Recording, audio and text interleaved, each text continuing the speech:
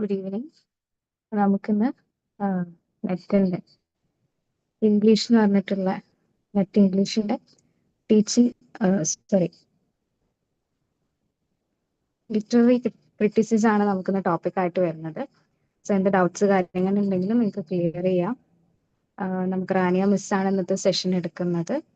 2 hours interactive session ആണ്. Doubts കാര്യങ്ങളുണ്ടെങ്കിൽ ഇപ്പൊ തന്നെ ക്ലിയർ ചെയ്തിട്ട് പോവാം. എല്ലാവർക്കും ഓൾ ദ ബെസ്റ്റ്. ആൻഡ് ഇന്നത്തെ സെഷൻ എടുക്കാനായിട്ട് റാനിയ മാമിനെ ഞാൻ ഇൻവൈറ്റ് ചെയ്യുന്നു.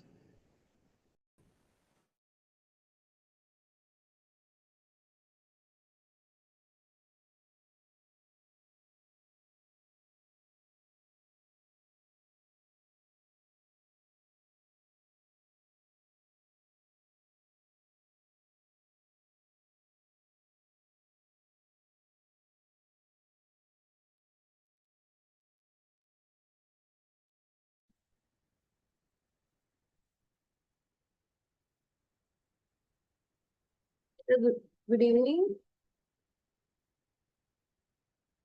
Okay. Hello, good evening. Hope you all are doing well. നമ്മൾ ഇന്നത്തെ ക്ലാസ് ഡിസ്കസ് ചെയ്തിട്ടുള്ളത് ന്യൂ ക്രിറ്റിസിസം ആണ്. It is one of the major topic that is in literary criticism. ആ യൂണിറ്റിൽ വരുന്ന ഒരു മേജർ ടോപ്പിക് ആണ്. എനിക്ക് ഫേവറേറ്റ് ആയിട്ടുള്ള ഒരു ടോപ്പിക് ആണ്. സോ ഹോപ്പ് നിങ്ങളുടെ പ്രിപ്പറേഷൻ ഒക്കെ ഗോയിങ് വെൽ. നന്നായിട്ട് പോകുന്നുണ്ട് എന്ന് വിചാരിക്കുന്നു.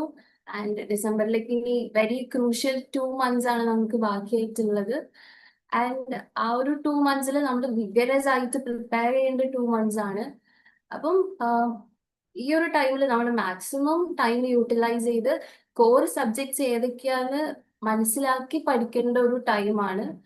And net favourite topics list ചെയ്യണം.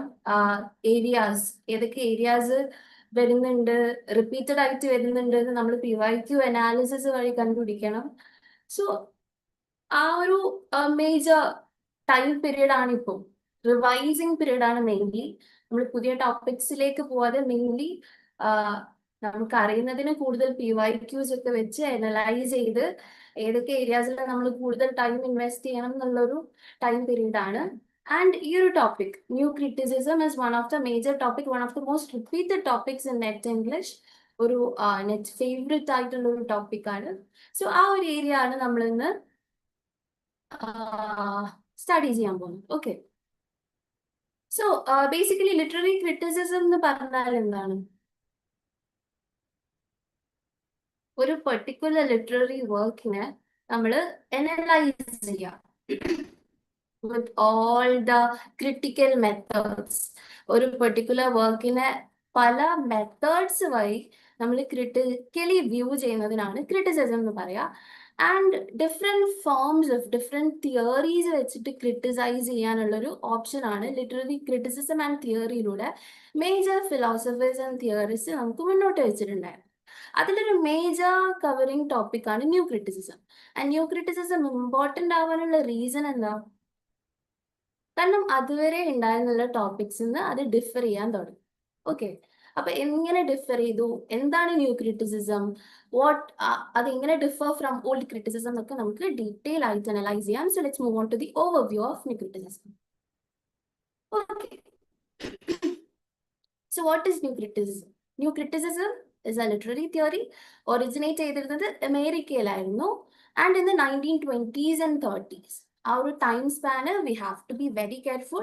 കാരണം നമുക്ക് ക്രോണോളജി ആണ് ഇപ്പം കൂടുതൽ നെറ്റിൽ ചോദിച്ചുകൊണ്ടിരിക്കുന്നത്. അപ്പോൾ ആ ഒരു ഏരിയാസും ഏതൊക്കെ ഓതേഴ്സ് ആണോ വർക്ക്സ് ആണോ നമ്മൾ ഇയർ അനുസരിച്ച് പഠിക്കേണ്ട ടൈമാണ്. സോ അതാണ് കൂടുതൽ ചോദിച്ചുകൊണ്ടിരിക്കുന്നത്. അപ്പം അതിന് കൂടുതൽ ഇമ്പോർട്ടൻസ് കൊടുത്തിട്ട് നമ്മൾ പഠിക്കേണ്ട ടൈമാണ്.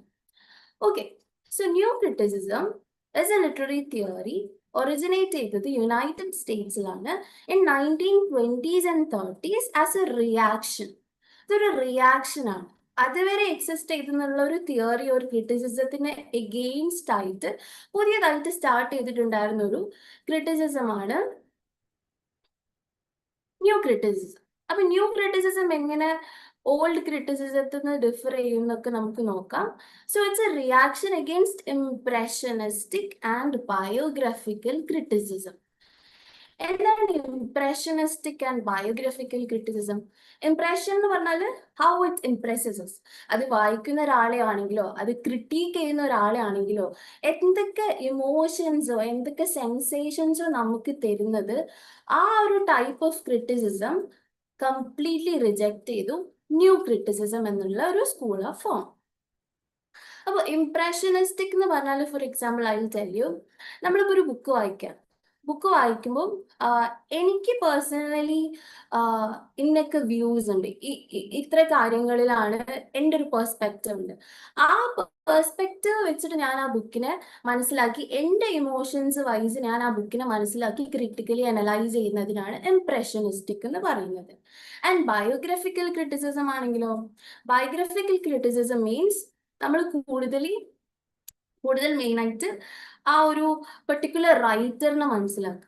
ഫോർ എക്സാമ്പിൾ നമ്മൾ ദസ്തയേവ്സ്കി അല്ലെങ്കിൽ വെർജീനിയ വൂൾഫ്, ആ ഒരു ഓഥർ എങ്ങനെയാണ് കൂടുതൽ സ്ട്രീം ഓഫ് കോൺഷ്യസ്നെസ് ആണ് യൂസ് ചെയ്യുക, കൂടുതൽ ഇന്നർ മോണോലോഗ്സ് ആണ് യൂസ് ചെയ്യുക, ഇന്നൊക്കെ ഏരിയാസിലാണ് അവർ കൂടുതൽ കോൺസെൻട്രേറ്റ് ചെയ്യുന്നത്. വെർജീനിയ വൂൾഫ് ആകുമ്പോൾ കൂടുതൽ വുമൻ കോൺസെൻട്രേറ്റഡ് ആണ്, woman centric ideas and things ആണ് കൂടുതൽ പ്രൊപ്പഗേറ്റ് ചെയ്യുന്നത്. അങ്ങനെ ഒരു ബയോഗ്രഫിക്കൽ അണ്ടർസ്റ്റാൻഡിങ് വെച്ച് നമ്മളൊരു വർക്കിനെ പഠിക്കുമ്പോൾ അവിടെ നമുക്ക് ബയാസ് വരാണ് അല്ലേ. നമ്മൾ ആ ഒരു പെർട്ടിക്കുലർ വർക്കിനെ ഇന്ന ഏരിയാസിൽ മാത്രം കൺക്ലൂഡ് ചെയ്ത് വായിക്കാൻ, ഇതിനെ കംപ്ലീറ്റ് ആക്കി റിജക്റ്റ് ചെയ്തിരുന്നു ആര്? ന്യൂ ക്രിറ്റിസിസത്തിന്റെ പ്രൊപ്പോണൻസ് ഇതിനെ കംപ്ലീറ്റ്ലി റിജക്റ്റ് ചെയ്തു. കാരണം ഒരിക്കലും ഒരു ബുക്ക് ഒരു ഓഥറിന്റെ ബയോഗ്രഫിയോ അത് റീഡേഴ്സിൽ എങ്ങനെ ഒരു പെർട്ടിക്കുലർ ഇമോഷന് വർക്ക് ചെയ്യുന്നതോ ഇതൊന്നും ബേസ് ചെയ്തിട്ടല്ല ഒരു വർക്കിനെ ക്രിട്ടിക്കലി അപ്രോച്ച് ചെയ്ത് മനസ്സിലാക്കേണ്ടത് എന്നാണ് ന്യൂ ക്രിറ്റിക്സ് പറയുന്നത്. ഓക്കെ, പിന്നെ എങ്ങനെ നമ്മളൊരു പെർട്ടിക്കുലർ വർക്കിനെ പഠിക്കാം, ഒരു പെർട്ടിക്കുലർ വർക്കിനെ നമ്മൾ എങ്ങനെ ക്രിട്ടിക്കലി അനലൈസ് ചെയ്യും? ഓക്കെ, അവർ കൊണ്ടുവന്നൊരു മെത്തേഡാണ് text as an autonomous work of art. Text as an autonomous work of art എന്ന് പറയുമ്പോൾ ഓട്ടോണമി മീൻസ് വാട്ട്? ഓട്ടോണമി എന്ന് വെച്ചാൽ കംപ്ലീറ്റ് അതോറിറ്റി ആ ഒരു പെർട്ടിക്കുലർ വർക്കിനാണ്. ഓട്ടോണോമസ് എന്ന് വെച്ചാൽ എന്തായിരിക്കും? അതോറിറ്റി. ഓക്കെ, ഒരു കംപ്ലീറ്റ് മോണോട്ടണൈസ് ആയിട്ട് നമ്മൾ ആ ഒരു പെർട്ടിക്കുലർ വർക്കിന് കംപ്ലീറ്റ് അതോറിറ്റി കൊടുക്കാം. അപ്പൊ നമ്മൾ അവിടെ ആരൊക്കെ റിജക്ട് ചെയ്യും? റീഡറിനെ റിജക്ട് ചെയ്യും, ഓഥറിനെ റിജക്ട് ചെയ്യും, ആരെ ആക്സെപ്റ്റ് ചെയ്യും? ആ ഒരു വർക്കിനെ മാത്രം. അത് ആരെഴുതിയതാണെന്നോ അത് എങ്ങനെ റീഡേഴ്സിൽ എഫക്ട് ചെയ്യുന്നോ, എന്തൊരു പെർട്ടിക്കുലർ ഹിസ്റ്റോറിക്കൽ കോണ്ടെക്സ്റ്റിലാണോ അല്ലെങ്കിൽ societal കോണ്ടെക്സ്റ്റിലാണോ എഴുതുന്നതൊന്നും we won't check. So this is what new criticism focuses on, autonomy of the work. ഈ ഒരു word it's kind of important. കാരണം PYQല് നമുക്ക് ഓപ്ഷൻസ് തരും, which of the following are the principles of new criticism എന്ന് ചോദിക്കുമ്പോൾ certain words will be used. അപ്പൊ ഈ words ഒക്കെ വന്നാൽ നമുക്കത് ഈ ന്യൂ ക്രിറ്റിസിസം ആണെന്ന് അസോസിയേറ്റ് ചെയ്ത് പഠിക്കാൻ പറ്റും. ഓക്കെ, അപ്പൊ നിങ്ങൾ ന്യൂ ക്രിറ്റിസിസം എന്താന്ന് ഭയങ്കര സമ്മറൈസ് ചെയ്ത് വായിക്കേണ്ട ആവശ്യമില്ല, ബട്ട് പെർട്ടിക്കുലർ വേർഡ്സും പെർട്ടിക്കുലർ പോയിന്റ് ബുള്ളറ്റിൻസ് ആക്കിയിട്ട് പഠിക്കുക. അതാകുമ്പോൾ that will help you more when you attempt NET exam. MCQസിന് നമുക്ക് കൂടുതൽ വേണ്ടത് ഇങ്ങനത്തെ ബുള്ളറ്റിൻസ് ആണ്, not more of a summarised work. അത് നമുക്ക് കൂടുതൽ എന്തിനാ ആവശ്യം വരാം? നമ്മുടെ PG എക്സാംസിന് അതിനാണ് ആവശ്യം. ബട്ട് പെർട്ടിക്കുലർലി നെറ്റ് എക്സാമിന് നമ്മൾ പ്രിപ്പയർ ചെയ്യുമ്പോൾ നമുക്ക് ഇങ്ങനത്തെ ബുള്ളറ്റിൻസ് ആ വേണ്ടി വരാം. ഓക്കെ, അപ്പോൾ അതിലൊരു വേർഡാണ് ഓട്ടോണമസ്. അപ്പോൾ ഓട്ടോണമി ഓഫ് ദ വർക്ക് ആയിരുന്നു ന്യൂ ക്രിറ്റിസിസത്തിൽ. അവർ ഒരു പെർട്ടിക്കുലർ വർക്കിന് കംപ്ലീറ്റ് അതോറിറ്റി കൊടുത്തിട്ടുണ്ടായിരുന്നു. Okay, completeness. ഒരു വർക്ക് വേറെ ഒന്നും ആവശ്യമില്ല, ആ വർക്ക് തന്നെ ഒരു കംപ്ലീറ്റ് പ്രോഡക്റ്റ് ആണ്. അതിന് whatever side characters it's not required. The author's intention and reader's perception of it is not at all required. This is what new critics completely focused on, and with intrinsic meaning. ഒരു particular വർക്കിന്റെ intrinsic meaning, intrinsic എന്നുള്ളൊരു വേർഡും V have to look. കാരണം ഇതും PYQല് വന്നിട്ടുണ്ടായിരുന്നു. എന്തൊക്കെ features ആണ് new ക്രിറ്റിസിസത്തിൽ ഇല്ലാത്തത് എന്ന് ചോദിച്ചിട്ട് മുന്നത്തെ ഒരു PYQല് വന്നിട്ടുണ്ടായിരുന്നു. അതിൽ വന്നിട്ടുള്ള ഒരു വേർഡാണ് intrinsic. So what does intrinsic mean?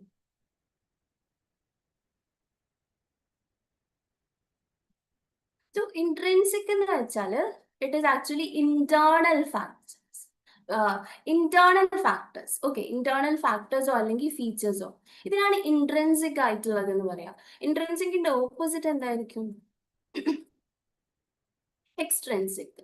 Okay, extrinsic ആണ് ഇൻട്രൻസിക്കിന്റെ ഓപ്പോസിറ്റ്. എക്സ്ട്രൻസിക് ഫീച്ചേഴ്സിനെ ഒന്നും ന്യൂ ക്രിറ്റിസിസം വാല്യൂ ചെയ്യില്ല. ഓൺലി ഇൻട്രൻസിക് ഫീച്ചേഴ്സ്, ഇന്റേണലി ഒരു ബുക്കിന്റെ ഉള്ളിലുള്ള ഇന്നർ ഫീച്ചേഴ്സിന് മാത്രമേ ന്യൂ ക്രിറ്റിസിസം എന്നുള്ള ഒരു സ്കൂൾ ഓഫ് തോട്ട് അല്ലെങ്കിൽ ഒരു broader critical analysis group analyse ചെയ്തിട്ടുണ്ടായിരുന്നത് inner qualities of a book. Okay, external context depend ചെയ്യേ ഇല്ല.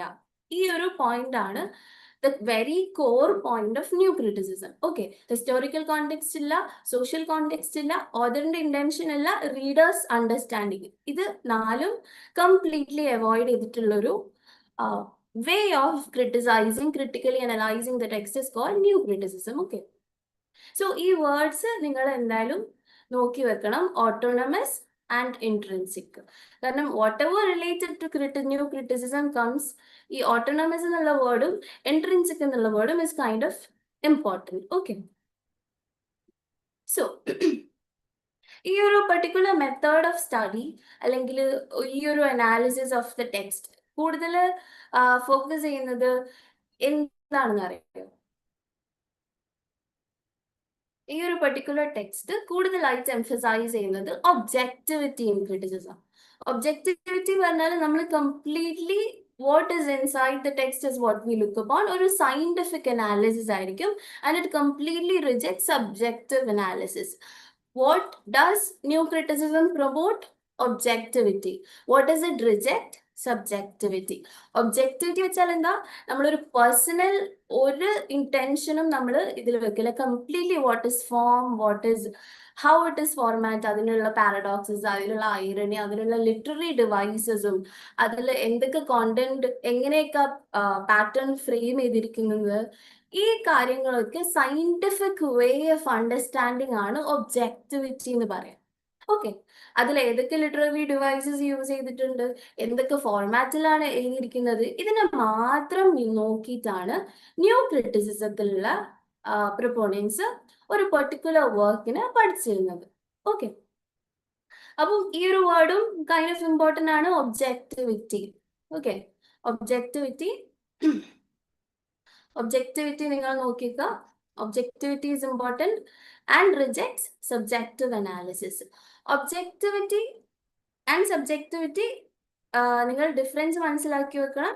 കാരണം PYQs ഇതും ചോദിച്ചിട്ടുണ്ടായിരുന്നു. ഒബ്ജക്റ്റീവ് സ്റ്റഡി എന്ന് പറഞ്ഞാൽ ന്യൂ ക്രിറ്റിസിസം ആണ്. എന്തൊക്കെയാണ് ന്യൂ ക്രിറ്റിസിസം റിജക്ട് ചെയ്യുന്നത്? സബ്ജക്ടിവിറ്റി. ഓക്കെ, ഇനി പേഴ്സണൽ ഫീലിങ്സും ഹിസ്റ്റോറിക്കൽ ബാക്ക്ഗ്രൗണ്ടും ഒക്കെ കംപ്ലീറ്റ്ലി റിജക്ട് ചെയ്യാണ് new criticism. Okay, then new criticism regards literature as self-referential. So this particular word is also something you have to look up. Self-referential. Self-referential meaning എന്താന്ന് വെച്ചാൽ ഒരു particular ബുക്കിനെ പഠിക്കാൻ നമുക്ക് ആ ബുക്കിനെ മാത്രം റെഫർ ചെയ്താൽ മതി, പുറത്തുനിന്നുള്ള ഒരു സോഴ്സസിനെയും റെഫർ ചെയ്യണ്ട. നമ്മളൊരു പ്രോജക്റ്റ്, ഇൻ കേസ് നമ്മളൊരു ഡിസർട്ടേഷൻ PGക്ക് ഡിസർട്ടേഷൻ ചെയ്യുകയാണെന്ന് വിചാരിച്ചു. അപ്പൊ നമ്മൾ കുറേ അതർ ടെക്സ്റ്റ്, ഒരു പെർട്ടിക്കുലർ വർക്കാണ് നമ്മൾ പഠിക്കുന്നതെങ്കിലും നമ്മൾ അവിടുന്നും എവിടുന്നും ഒക്കെയുള്ള സോഴ്സസ് ഇതിനെ പറ്റി പറഞ്ഞിട്ടുള്ള ബാക്കി ടെക്സ്റ്റിനെ അനലൈസ് ചെയ്യും. ആരൊക്കെ അതിനെ ക്രിട്ടിക്കലി ഇവാലുവേറ്റ് ചെയ്തിട്ടുള്ള അത് ഡിഫറെന്റ് സോഴ്സസ് നമ്മൾ നോക്കിയിട്ട് പോകും. പക്ഷേ ക്രിട്ടിക്കലി അനലൈസ് ചെയ്യുക ത്രൂ ന്യൂ ക്രിറ്റിസിസം മെത്തേഡ് വഴി നമ്മളൊരു ബുക്കിനെ അനലൈസ് ചെയ്യുമ്പോൾ ഈ ന്യൂ ക്രിറ്റിക്സ് പറയാണ് ഒരിക്കലും നമ്മൾ വേറെ സോഴ്സസ് തേടി പോകാൻ പാടില്ല. ഒരു ബുക്കിനെ പഠിക്കുമ്പോൾ നമ്മൾ ആ ബുക്കിനെ മാത്രം നോക്കിയാൽ മതി. That's why it is called as self referential. Okay, self referential എന്ന് വെച്ചാൽ ആ ബുക്കിനെ മാത്രം റെഫർ ചെയ്താൽ മതി, വേറെ ചുറ്റുള്ള ബുക്സിനൊന്നും റെഫർ ചെയ്യേണ്ട ആവശ്യമില്ല. Okay, ഇതാണ് the one of the other points that new critics proposed. So self-referential meaning its significance is contained within the text itself. Self-contained ആണ്, self-referential ആണ്, objective ആണ്, inherent ആണ്. What? the study of new criticism. ഈ words ഒക്കെ ഞാൻ വീണ്ടും വീണ്ടും repeat ചെയ്ത് പറയുന്നത് because it should be very much core in your memory because these are asked repeatedly in UGCNET exam. Okay. So ഇനി ഇതിൽ മേജർ പോയിന്റ്സ് നമ്മൾ പഠിച്ചു. വാട്ട് ടെക്സ്റ്റിനെ എങ്ങനെ അനലൈസ് ചെയ്യേണ്ട മേജർ പോയിന്റ്സ് നമ്മൾ നോക്കിയിട്ടുണ്ട്. ഇനി who are the major influenced writers or major writers who propose this idea of new criticism അത് നോക്കാം നമുക്ക്. So this movement was mainly influenced by Cambridge professors. Influenced ആണ് നിങ്ങൾ നോക്കണം, influenced by Cambridge professors. ആ Cambridge professors ആരൊക്കെയാ? I.A. Richards, F.R. Lewis and William Empson. Okay. I.A. Richardസും F.R. Lewisഉം വില്യം എംസണും ഇവർ ഡയറക്ട്ലി ന്യൂ ക്രിറ്റിസിസം ആയിട്ട് കണക്റ്റഡ് ആണോ ചോദിച്ചാൽ അല്ല. ഓക്കെ, കാരണം I.A. റിച്ചാർഡ്സും F.R. ലീവിസും ഈ ന്യൂ ക്രിറ്റിസിസം വരുന്നതിന്റെ കുറച്ച് മുന്നേ I.A. റിച്ചാർഡ്സിന്റെ 1990-ലുള്ളൊരു വർക്ക് ഉണ്ട്, പ്രാക്ടിക്കൽ ക്രിറ്റിസിസം.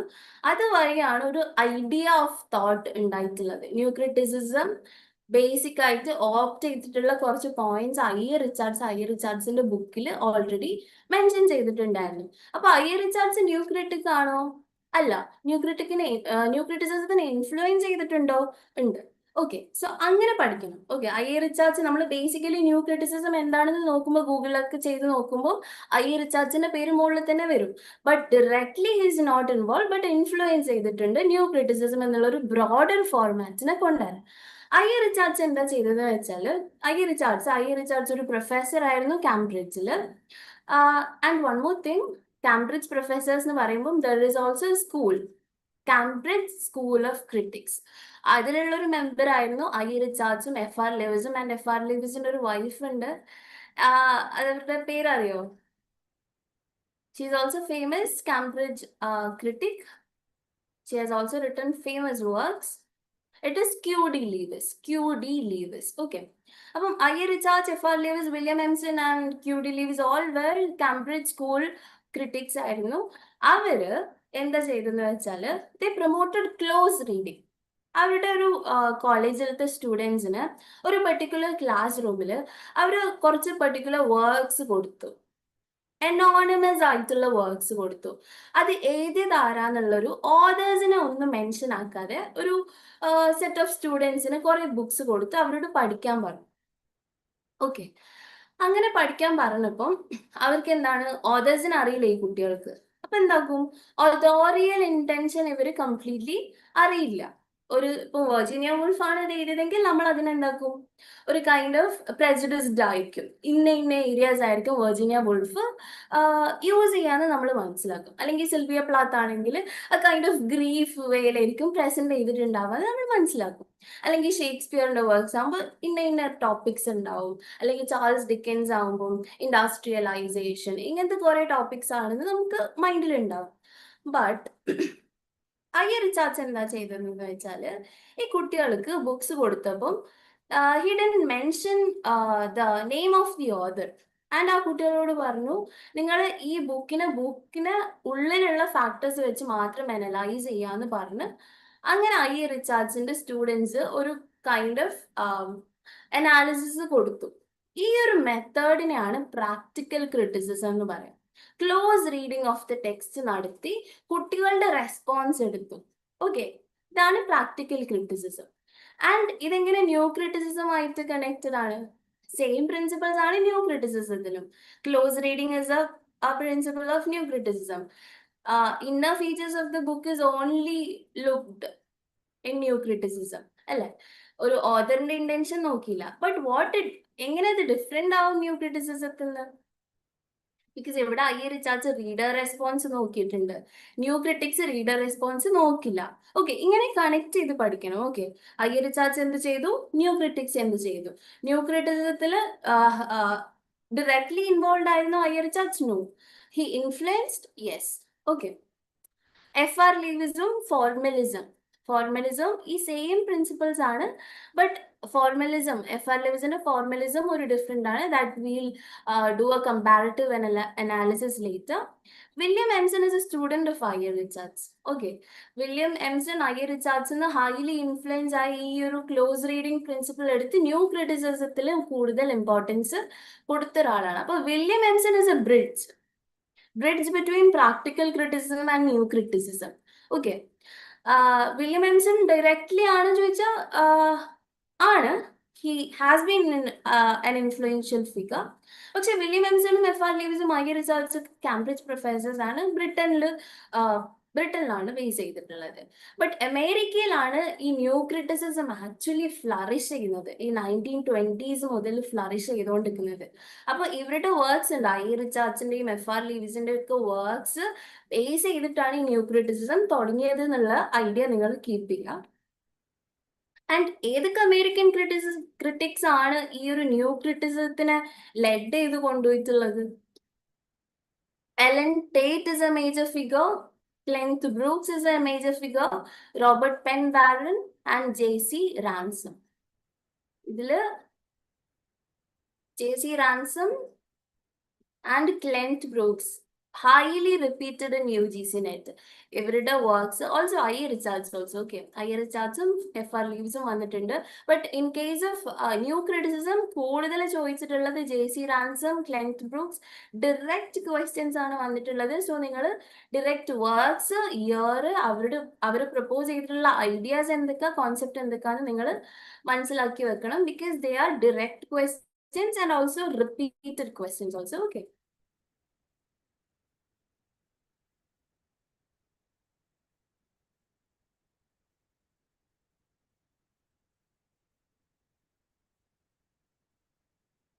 okay.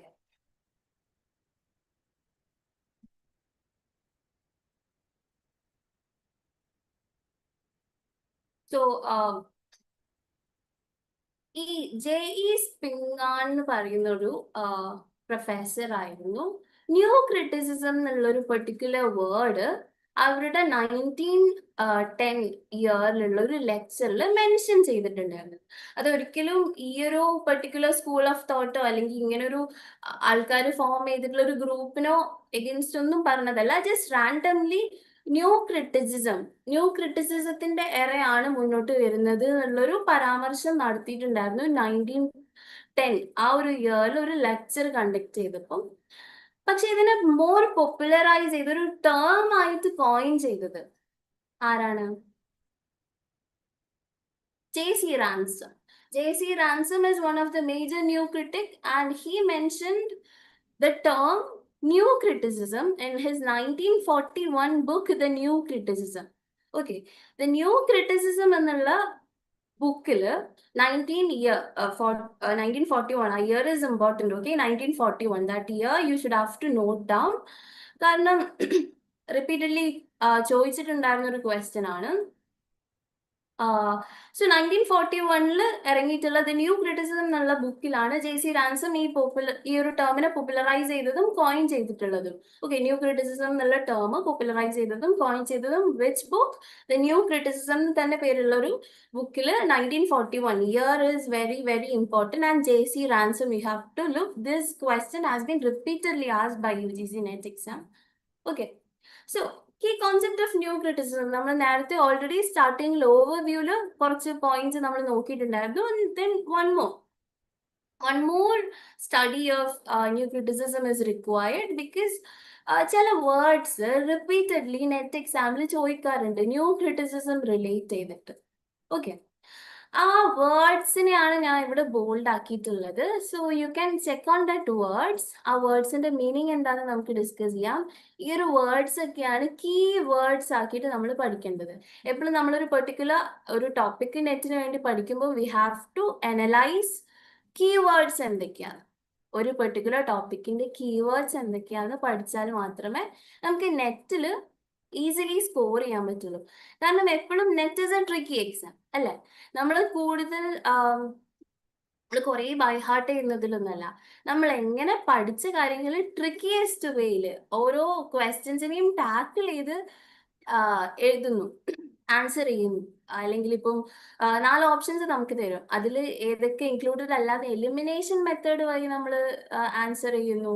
അല്ലെങ്കിൽ ഈവൻ തോ നമുക്ക് ചില ഏരിയാസ് അറിയില്ല, ബട്ട് 2 ഓപ്ഷൻസ് അറിയാം, വിച്ച് അവർ ഏതിനൊക്കെ അസോസിയേറ്റ് ചെയ്തിട്ടാണ് ഈ 2 കീവേഡ്സ് എന്നൊക്കെ നമുക്ക് അറിയെങ്കിൽ നമുക്ക് ഈസിലി ആൻസർ ആ ഒരു പെർട്ടിക്കുലർ MCQന്ന് ഈ ഒരു ഓപ്ഷൻ ആണെന്ന് നമുക്ക് ഈസിലി ടാക്കിൾ ചെയ്യാൻ പറ്റും. ആ ഒരു ടൈമിൽ നമുക്ക് keywords are very important. Okay, അപ്പം ഈ ഒരു 3 പോയിന്റ്സ് നമുക്ക് നോക്കാം. What are they of two? So a literary work is autotelic. Autotelic, new criticism proposes that a work is question. This was a PYQ in UGCNET. A literary work is autotelic. നേരത്തെ പറഞ്ഞൊരു word ഉണ്ടായിരുന്നു, self referential. Self റെഫറൻഷ്യലിന് പറയുന്ന വേറൊരു സിനോണിമാണ് ഓട്ടോടെലിക്. Okay, self റെഫറൻഷ്യലിന്റെ സിനോണിമാണ് ഓട്ടോടെലിക്. ഓട്ടോടെലിക് എന്ന് പറഞ്ഞാൽ ഒരു ആ വർക്കിനെ മാത്രം റെഫർ ചെയ്താൽ മതി, ആ വർക്കിനെ പെർട്ടിക്കുലർലി പഠിക്കാൻ വേണ്ടിയിട്ട്. വേറെ അതർ സോഴ്സസിന് വേണ്ടി പോകേണ്ട. Work is complete within itself and it exist for its own sake and it must be read as an independent whole. ഒരു ഇൻഡിപെൻഡന്റ് ഹോൾ ആയിട്ട് നമുക്ക് ആ ഒരു വർക്കിനെ പഠിക്കണം. അത് ഓട്ടോടെലിക് എന്നുള്ള വേർഡാണ് ഈ ഒരു പെർട്ടിക്കുലർ ഐഡിയനെ റെഫർ ചെയ്യുന്നത്. Okay, autotelic is a word you should focus on. It means what? Self referential. Okay, self referential എന്ന് വെച്ചാൽ എന്താ? സെൽഫ് റെഫറൻഷ്യൽ എന്ന് വെച്ചാൽ നമ്മളൊരു ആ വർക്കിനെ മാത്രം നോക്കിയാൽ മതി, ആ വർക്കിന്റെ ഇന്നർ ഫീച്ചേഴ്സ് മാത്രം നോക്കിയാൽ മതി, ഇൻട്രിൻസിക് ഫീച്ചേഴ്സ് നോക്കിയാൽ മതി. ഒബ്ജക്റ്റീവ് സ്റ്റഡി ആണ് വേണ്ടത്, not at all a subjective study. Okay, then close reading or explication of the text is a central method analyzing form, structure and literary devices. ഒരു particular വർക്കിനെ നമ്മൾ റീഡ് ചെയ്യുമ്പോൾ we should closely read it, not look for any other sources. A close reading or explication. Close reading ന് പറയുന്ന വേറൊരു പേരാണ് എക്സ്പ്ലിക്കേഷൻ. ഈ എക്സ്പ്ലിക്കേഷൻ എന്നുള്ളൊരു വേർഡ് ഒരു പ്രാവശ്യം UGCNET എക്സാമിൽ ചോദിച്ചിട്ട് കുട്ടികളെ കൺഫ്യൂസ് ചെയ്തിട്ടുള്ളതാണ്. എക്സ്പ്ലിക്കേഷൻ മീൻസ് നമ്മളൊരു വർക്കിനെ ക്ലോസ് ആയിട്ട് റീഡ് ചെയ്യുക, അതിനെ അനലൈസ് ചെയ്യുക, അതിന്റെ ഫോം അനലൈസ് ചെയ്യുക, സ്ട്രക്ചർ അനലൈസ് ചെയ്യുക, അതിൽ എന്തൊക്കെ ലിറ്റററി ഡിവൈസസ് ആണ് യൂസ് ചെയ്തിട്ടുള്ളത് എന്ന് അനലൈസ് ചെയ്യുക. ഈ ഒരു പെർട്ടിക്കുലർ ഏരിയ മാത്രം കവർ ചെയ്താൽ മതി ഒരു ബുക്കിനെ നമ്മൾ ക്രിട്ടിക്കലി അനലൈസ് ചെയ്യുമ്പോൾ എന്നുള്ളൊരു കോൺസെപ്റ്റ് കവർ ചെയ്തതാണ് എക്സ്പ്ലിക്കേഷൻ എന്ന് പറയാം. ഓക്കെ, ഈ എക്സ്പ്ലിക്കേഷനും ക്ലോസ് റീഡിംഗും is a key factors of what? New criticism. Okay, so ഒരു ന്യൂ ക്രിട്ടിക്ക് എങ്ങനെ ഒരു ബുക്കിനെ പഠിക്കാം? പുറത്തുള്ള ഫാക്ടേഴ്സ് നോക്കിയിട്ടോ ഉള്ളിലുള്ള ഫാക്ടേഴ്സ് നോക്കിയിട്ടോ? Only look intrinsic factors, അല്ലേ? Only look for intrinsic factors. Intrinsic value മാത്രമാണ് നോക്കേണ്ടത്, എക്സ്ട്രിൻസിക് വാല്യൂവിനെ നോക്കാൻ പാടില്ല. എക്സ്ട്രിൻസിക് വാല്യൂവിനെ നോക്കാൻ പാടില്ല, only intrinsic value. Intrinsic value എന്ന് വെച്ചാൽ ഇന്നർ വാല്യൂ. ഓക്കെ, ഞാൻ റിപ്പീറ്റഡ്ലി ഈ കീവേഡ്സിൽ റിപ്പീറ്റ് ചെയ്ത് പറയുന്നത് because it's A repeated work, repeated question in UGCNET. Okay, okay, so let's move on to next. One more point in that. So എന്തൊക്കെയാണ് ഈ literary devices കൂടുതൽ new critics നോക്കിയിട്ടുള്ളത്?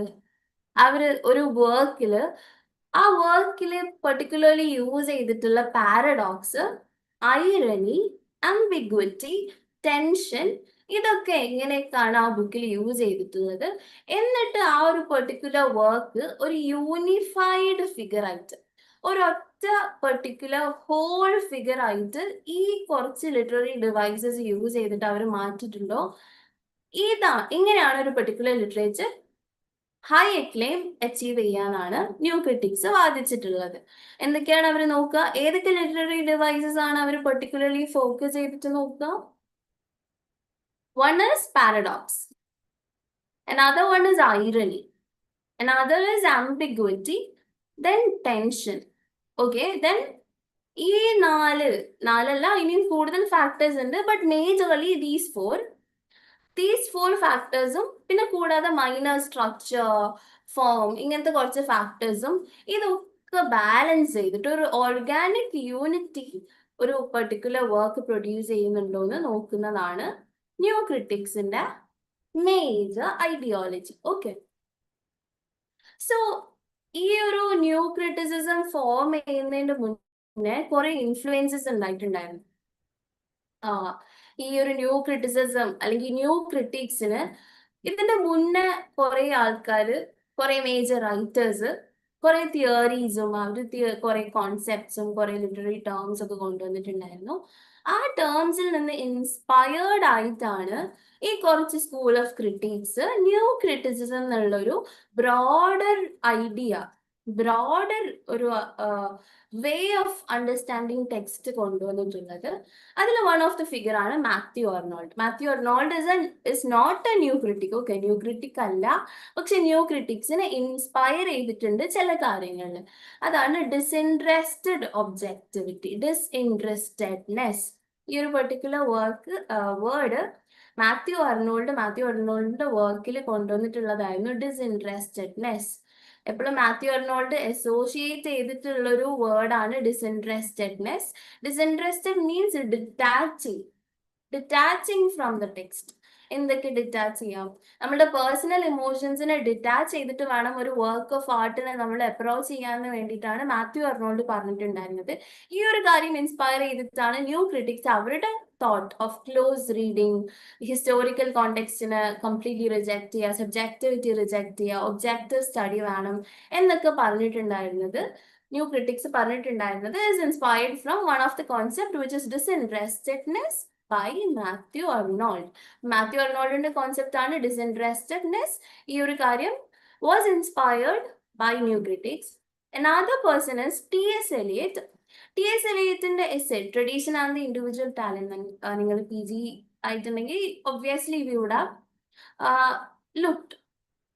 ഈ ഒരു particular essay നിങ്ങൾ കേട്ടിട്ടുണ്ടാവും, ബിക്കോസ് ക്രിറ്റിസിസത്തിലുള്ള ഒരു മേജർ വർക്കാണ് T S. എലിയറ്റിന്റെ. അതിൽ ടി.എസ്. എലിയറ്റ് കുറേ ലിറ്റററി ഫോംസും ലിറ്റററി വേർഡ്സ് നമുക്ക് കോയിൻ ചെയ്തിട്ടുള്ള ഒരു പെർട്ടിക്കുലർ വർക്കാണ്. And tradition and individual talent എന്ന് പറഞ്ഞിട്ടുള്ള ഒരു വർക്കിൽ ഇംപേഴ്സണാലിറ്റി എന്നുള്ളൊരു പ്രിൻസിപ്പിൾ ടി.എസ്. എലിയറ്റ് കൊണ്ടുവന്നിട്ടുണ്ടായിരുന്നു. So what is impersonality? Impersonality എന്ന് വെച്ചാല് പേഴ്സണൽ ട്രേറ്റ്സ് ഒക്കെ ഡിറ്റാച്ച് ചെയ്യാം. എമോഷൻസ്, ഒരാളുടെ സെൻസേഷൻസ്, അല്ലെങ്കിൽ ഓതറിന്റെ ഇന്റൻഷൻസ്, ഇതൊന്നുമല്ല what is in a particular work. It is what is inside the work. The way in which the work is crafted is what we have to look for. നമ്മളൊരു particular വർക്കിന്റെ ഉള്ളിൽ എന്തൊക്കെ formats, എന്തൊക്കെ forms, എന്തൊക്കെ literary devices use ചെയ്തിട്ടുണ്ട് അത് മാത്രം നോക്കിയാൽ മതി. ഒരിക്കലും ഒരു ഇമോഷൻ സൈഡേ നോക്കാൻ പാടില്ല എന്ന് പറഞ്ഞിട്ടുണ്ടായിരുന്നു. So this is also what is inspired by new criticism അല്ലെ. ന്യൂ ക്രിറ്റിസിസത്തിന്റെ ഒരു മേജർ പ്രിൻസിപ്പിൾ ആണ് ഒരിക്കലും ഇമോഷൻസിനെ, സെൻസേഷൻസിനെ, സബ്ജക്ടിവിറ്റിനെ, ഹ്യൂമൻ കോൺസെപ്റ്റിനെ ഒരിക്കലും വാല്യൂ ചെയ്യാൻ പാടില്ല. Only the scientific study of the text is possible through new criticism അല്ലെ. സോ ന്യൂ ക്രിട്ടിക്കൽ പ്രിൻസിപ്പിൾസിനെ ഇൻഫ്ലുവൻസ് ചെയ്തിട്ടുള്ള രണ്ടാൾക്കാർ ആരൊക്കെയാണ്? Matthew Arnold and T.S. Eliot. Matthew Arnold in his concept disinterestedness and T.S. Eliot in his concept impersonality. Okay, രണ്ട് concepts നോക്കുക. They are not new critics, they influenced. Okay. ഇനി new ക്രിറ്റിസിസത്തിന്റെ major contributor ആയിട്ടുള്ള ഒരാളാണ് I A. Richards. Major contributor in the sense major influence. I A. Richards ഞാൻ നേരത്തെ പറഞ്ഞിരുന്ന ഒരു എക്സ്പെരിമെന്റ് നടത്തിയിട്ടുണ്ടായിരുന്ന സ്റ്റുഡൻസിൽ, that is what he calls as practical criticism. ഒരു ടെക്സ്റ്റ് സെന്റേർഡ് ആയിട്ടുള്ള അനാലിസിസ് കൊണ്ടുവന്നു. അതൊരു മെത്തഡോളജിയാണ്. ആ മെത്തഡോളജിയിൽ നിന്ന് ഇൻഫ്ലുവൻസ് ആയിട്ട് ഒരു ബ്രോഡർ കോൺസെപ്റ്റ് കൊണ്ടുവന്നത് ആരാണ്? ന്യൂ ക്രിട്ടിക്സ് ആണ്. Okay, another factor is Russian formalism. അപ്പൊ നമ്മൾ എന്തൊക്കെ പഠിച്ചു? മാത്യു അർണോൾഡിന്റെ disinterestedness is a influence. Okay, അത് ഇൻഫ്ലുവൻസ് ചെയ്തിട്ടുണ്ട്. ടി.എസ്. എലിയറ്റിന്റെ ഇംപേഴ്സണാലിറ്റി ഇൻഫ്ലുവൻസ് ചെയ്തിട്ടുണ്ട്. I.A. റിച്ചാർഡ്സിന്റെ പ്രാക്ടിക്കൽ ക്രിറ്റിസിസം ഇൻഫ്ലുവൻസ് ചെയ്തിട്ടുണ്ട് ന്യൂ ക്രിറ്റിക്സിനെ. ഫോർമലിസം ഓൾസോ, അത് ബ്രിട്ടനിൽ ഫോർമലിസം കൊണ്ടുവന്നത് F R Leavis. And Russian formalist ആരൊക്കെയാ? വിക്ടർ സ്ക്ലോവ്സ്കി, റോമൻ ജക്കോബ്സൺ ഒക്കെ ഉണ്ട്. ഓക്കെ, അത് ഒരു area we have to deeply study on. But basic idea ഉണ്ടാക്കി വെക്കുക. Russian formalism also stressed on this close reading, അല്ലെങ്കിൽ ഒരു പെർട്ടിക്കുലർ വർക്കിന്റെ ലിറ്റററിനെസ് എന്ന് പറഞ്ഞാൽ എന്താ? ആ വർക്കിന്റെ ലിറ്റററി ഡിവൈസസ് കൊണ്ട് എങ്ങനെയാണ് ആ ഒരു വർക്ക് ഒരു പെർട്ടിക്കുലർ ലിറ്റററി പ്രൊഡക്റ്റ് ആയിട്ട് മാറുന്നുള്ളത് എന്ന് അനലൈസ് ചെയ്തിട്ടുള്ള ആൾക്കാരാണ് റഷ്യൻ ഫോർമലിസം. പക്ഷെ റഷ്യൻ ഫോർമലിസം ന്യൂ ക്രിറ്റിസിസം തമ്മിൽ ഡിഫറൻസ് ഉണ്ട്. ബിക്കോസ് റഷ്യൻ ഫോർമലിസം കുറച്ചുകൂടി ലിംഗ്വിസ്റ്റിക് ആയിരുന്നു, ന്യൂ ക്രിറ്റിസിസം കുറച്ചുകൂടി ഇന്റർപ്രിറ്റേറ്റീവ് ആയിരുന്നു. Okay, completely scientific linguistic way of study, very much into format and structure മാത്രമായിരുന്നു റഷ്യൻ ഫോർമലിസം ഫോളോ ചെയ്തിട്ടുണ്ടായിരുന്നത്. പക്ഷെ ന്യൂ ക്രിറ്റിസിസം ഈ സ്ട്രക്ചർ വഴി നമുക്ക് എങ്ങനെ കോണ്ടന്റിനെ ഇന്റർപ്രിറ്റേറ്റീവ് ആയിട്ട് മനസ്സിലാക്കാം എന്നുള്ളതാണ് ന്യൂ ക്രിറ്റിസിസത്തിന്റെ പ്രൊപൗണ്ടേഴ്സ് യൂസ് ചെയ്തിട്ടുണ്ടായിരുന്നു. ഓക്കെ, അതുകൊണ്ട് നമുക്ക് റഷ്യൻ ഫോർമലിസത്തിൽ നിന്ന് ഇൻഫ്ലുവൻസ്ഡ് ആയിട്ടാണ് ന്യൂ ക്രിറ്റിസിസം ഉണ്ടായിട്ടുള്ളത്. That will B asked in UGCNET. Okay, ആ ഒരു ഡിഫറൻസസും മേ ബി ചോദിക്കാൻ ചാൻസ് ഉണ്ട്. Because formalism and criticism is always asked in UGCNET. So Russian formalism എന്തൊക്കെയാ എംഫസൈസ് ചെയ്തത്? I told you scientific analysis of language ആണ്. New criticism പക്ഷെ എന്താണ്? Close reading of the ടെക്സ്റ്റും എന്നിട്ട് ഒരു ഓർഗാനിക് യൂണിറ്റി ഓഫ് മീനിങ്ങും ആണ് ന്യൂ ക്രിറ്റിസിസം ഫോക്കസ് ചെയ്തിട്ടുണ്ടായിരുന്നത്. ഫോർമലിസം കുറച്ചും കൂടി ലിംഗ്വിസ്റ്റിക് സ്ട്രക്ചറിനെയാണ്, കുറച്ചുകൂടി ലാംഗ്വേജ് സ്റ്റഡിയാണ് നടത്തിയത്. ന്യൂ ക്രിറ്റിസിസം കുറച്ചുകൂടി കോണ്ടന്റ് സ്റ്റഡിയാണ് നടത്തിയിട്ടുണ്ടായിരുന്നത്. ഓക്കെ, രണ്ടും ബയോഗ്രഫിയും സൊസൈറ്റൽ ഹിസ്റ്റോറിക്കൽ കോണ്ടെക്സ്റ്റിനും ഒക്കെ റിജക്ട് ചെയ്തിട്ടുണ്ടായിരുന്നു. ഓക്കെ, ഈ ഒരു അണ്ടർസ്റ്റാൻഡിങ് വെക്കുക. റഷ്യൻ ഫോർമലിസം ന്യൂ ക്രിറ്റിസിസം എങ്ങനെ ഡിഫർ ചെയ്യുന്നത്? Russian formalism more focused on linguistic, language structure, and Close reading. Hello? Close reading എന്ന് പറയുന്നത്. Hello. Okay. There is a chat. Ma'am, extrinsic, intrinsic. Okay, definitely. നിങ്ങൾ doubt ചോദിക്കട്ടോ. You have to interact. Interactive session ആണ്. നെറ്റിന് active സ്റ്റഡിയാണ് വേണ്ടത്, ഒരിക്കലും passive study അല്ല. നിങ്ങൾ ആക്റ്റീവായിട്ട് ക്വസ്റ്റ്യൻസ് ചോദിച്ചുകൊണ്ടിരിക്കുക. ഓക്കെ, സോ നിങ്ങളുടെ റെസ്പോൺസും ഇൻ ബിറ്റ്വീൻ കിട്ടുന്നത് ഇറ്റ് ഈസ് യൂസ്ഫുൾ. ഓക്കെ, എത്രയും സോഫാർ നമ്മൾ സ്റ്റഡി നടത്തിയതിൽ if you have any doubts you can clear it now. Okay, കാരണം നമ്മൾ ഇനി PYQ അനാലിസിസിലേക്ക് പോകും. അപ്പൊ കുറച്ചുകൂടി നമുക്ക് മൈൻഡിൽ കോറായിട്ട് നിൽക്കും. ഓക്കെ, സോ നമ്മൾ പറഞ്ഞത് ഫോർമലിസം ലിംഗ്വിസ്റ്റിക് അല്ലെങ്കിൽ ലാംഗ്വേജ് സ്റ്റഡി ആയിരുന്നു. And new criticism what? Content Close reading. അതെ, യെസ്, ക്ലോസ് റീഡിങ് കുറച്ചും കൂടി. Formalism is also close reading. Okay, formalism close reading ആണ്. പക്ഷെ ആ ക്ലോസ് റീഡിങ്ങിലൂടെ ലാംഗ്വേജ് സ്റ്റഡി ആണ് കൂടുതൽ പഠിച്ചത്. ന്യൂ ക്രിറ്റിസിസം ക്ലോസ് റീഡിങ്ങിലൂടെ എന്താ പഠിച്ചത്? കൂടുതൽ എന്തൊക്കെ കോണ്ടന്റ്, ആ ഒരു പെർട്ടിക്കുലർ തീം ഒക്കെ പഠിച്ചത് ലിറ്റററി ഡിവൈസസിനൊക്കെ ഒരു ഓർഗാനിക് ഹോൾ ആക്കിയിട്ട്. ഫോർമലിസ്റ്റുകാർ എന്താ നോക്കിയിട്ടുള്ളത്? ലാംഗ്വേജ് മാത്രം. ലിംഗ്വിസ്റ്റിക്സിന്റെ കുറെ ഫോർമാറ്റ്സ് ഇല്ലേ, അത് മാത്രമാണ് ഫോർമലിസ്റ്റ് നോക്കിയിട്ടുണ്ടായിരുന്നത്. And okay, practical criticism versus new criticism. അപ്പം നേരത്തെ ചോദിച്ചിട്ടുണ്ടായിരുന്നു ഇൻട്രിൻസിക്കിന്റെയും എക്സ്ട്രിൻസിക്കിന്റെയും ഒന്നും കൂടി ഡിഫൈൻ ചെയ്തു തരുമെന്ന്.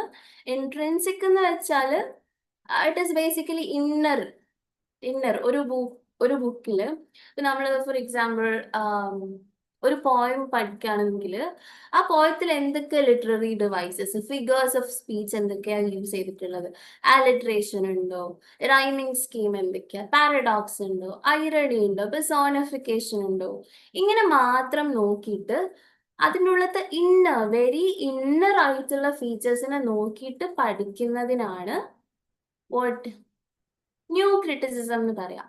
ആ ഒരു പെർട്ടിക്കുലർ മെത്തേഡ് ഓഫ് സ്റ്റഡിയാണ് ഇൻട്രിൻസിക് സ്റ്റഡി. ഓക്കെ, ഇൻട്രിൻസിക് എന്ന് പറഞ്ഞാൽ ഇന്നർ, എക്സ്ട്രിൻസിക് എന്ന് പറഞ്ഞാൽ ഔട്ടർ. ഓക്കെ, ഈ ഒരു ഡിഫറൻസ് മനസ്സിലാക്കുക. Intrinsic is inner, extrinsic, outer.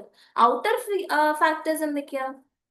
ആ പോം ഏതൊരു കാലഘട്ടത്തിലാണ് എഴുതിയിരിക്കുന്നത്, ആ പോം എഴുതിയിട്ടുള്ള റൈറ്റർ ഏതൊരു കാലഘട്ടത്തിലാണ് എഴുതിയിട്ടുള്ളത്, അയാളുടെ മെന്റൽ സ്റ്റേറ്റ് എന്തൊക്കെയാ. ഇപ്പൊ നമ്മള് ചാൾസ് ലാംബിന്റെ വർക്ക്സ് നോക്കുമ്പോൾ നമ്മൾ അയാൾ കടന്നു പോയിട്ടുള്ള അയാളുടെ ബയോഗ്രഫിയും കൂടി നമ്മൾ പഠിക്കണം, അല്ലെ? ആ ഒരു റൈറ്ററിന്റെ പെർട്ടിക്കുലർ ബയോഗ്രഫിയും കൂടി പഠിക്കണം. അതേപോലെ ചാൾസ് ഡിക്കൻസിന്റെ ഒരു വർക്ക് എടുക്കുമ്പോൾ നമ്മൾ ഇൻഡസ്ട്രിയലൈസേഷൻ നമ്മുടെ മനസ്സിൽ കാണണം, എന്നാലേ ആ വർക്കിനെ പ്രോപ്പർലി ഡീകോഡ് ചെയ്യാൻ പറ്റുള്ളൂ.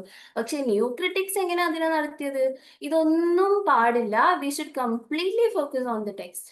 ഒരു ഇൻഡസ്ട്രിയലൈസേഷനും ഇല്ല, ഒരു പാരഡോക്സോ ഒന്നും നോക്കണ്ട. We should study based on all factors, historical factors, ഇതൊക്കെ അവര്. പക്ഷെ ഈ ന്യൂ ക്രിറ്റിസിസം കൂടുതൽ ഒരു റിയാക്ഷൻ ആയിട്ട് വരാൻ കാരണം എന്താ? ഈ ഓൾഡ് ക്രിറ്റിസിസത്തിൽ മെയിൻലി ഹിസ്റ്റോറിക്കൽ കോണ്ടെക്സ്റ്റും സോഷ്യൽ കോണ്ടെക്സ്റ്റും മാത്രമായിരുന്നു ഫോക്കസ് ചെയ്തിട്ടുണ്ടായിരുന്നത്.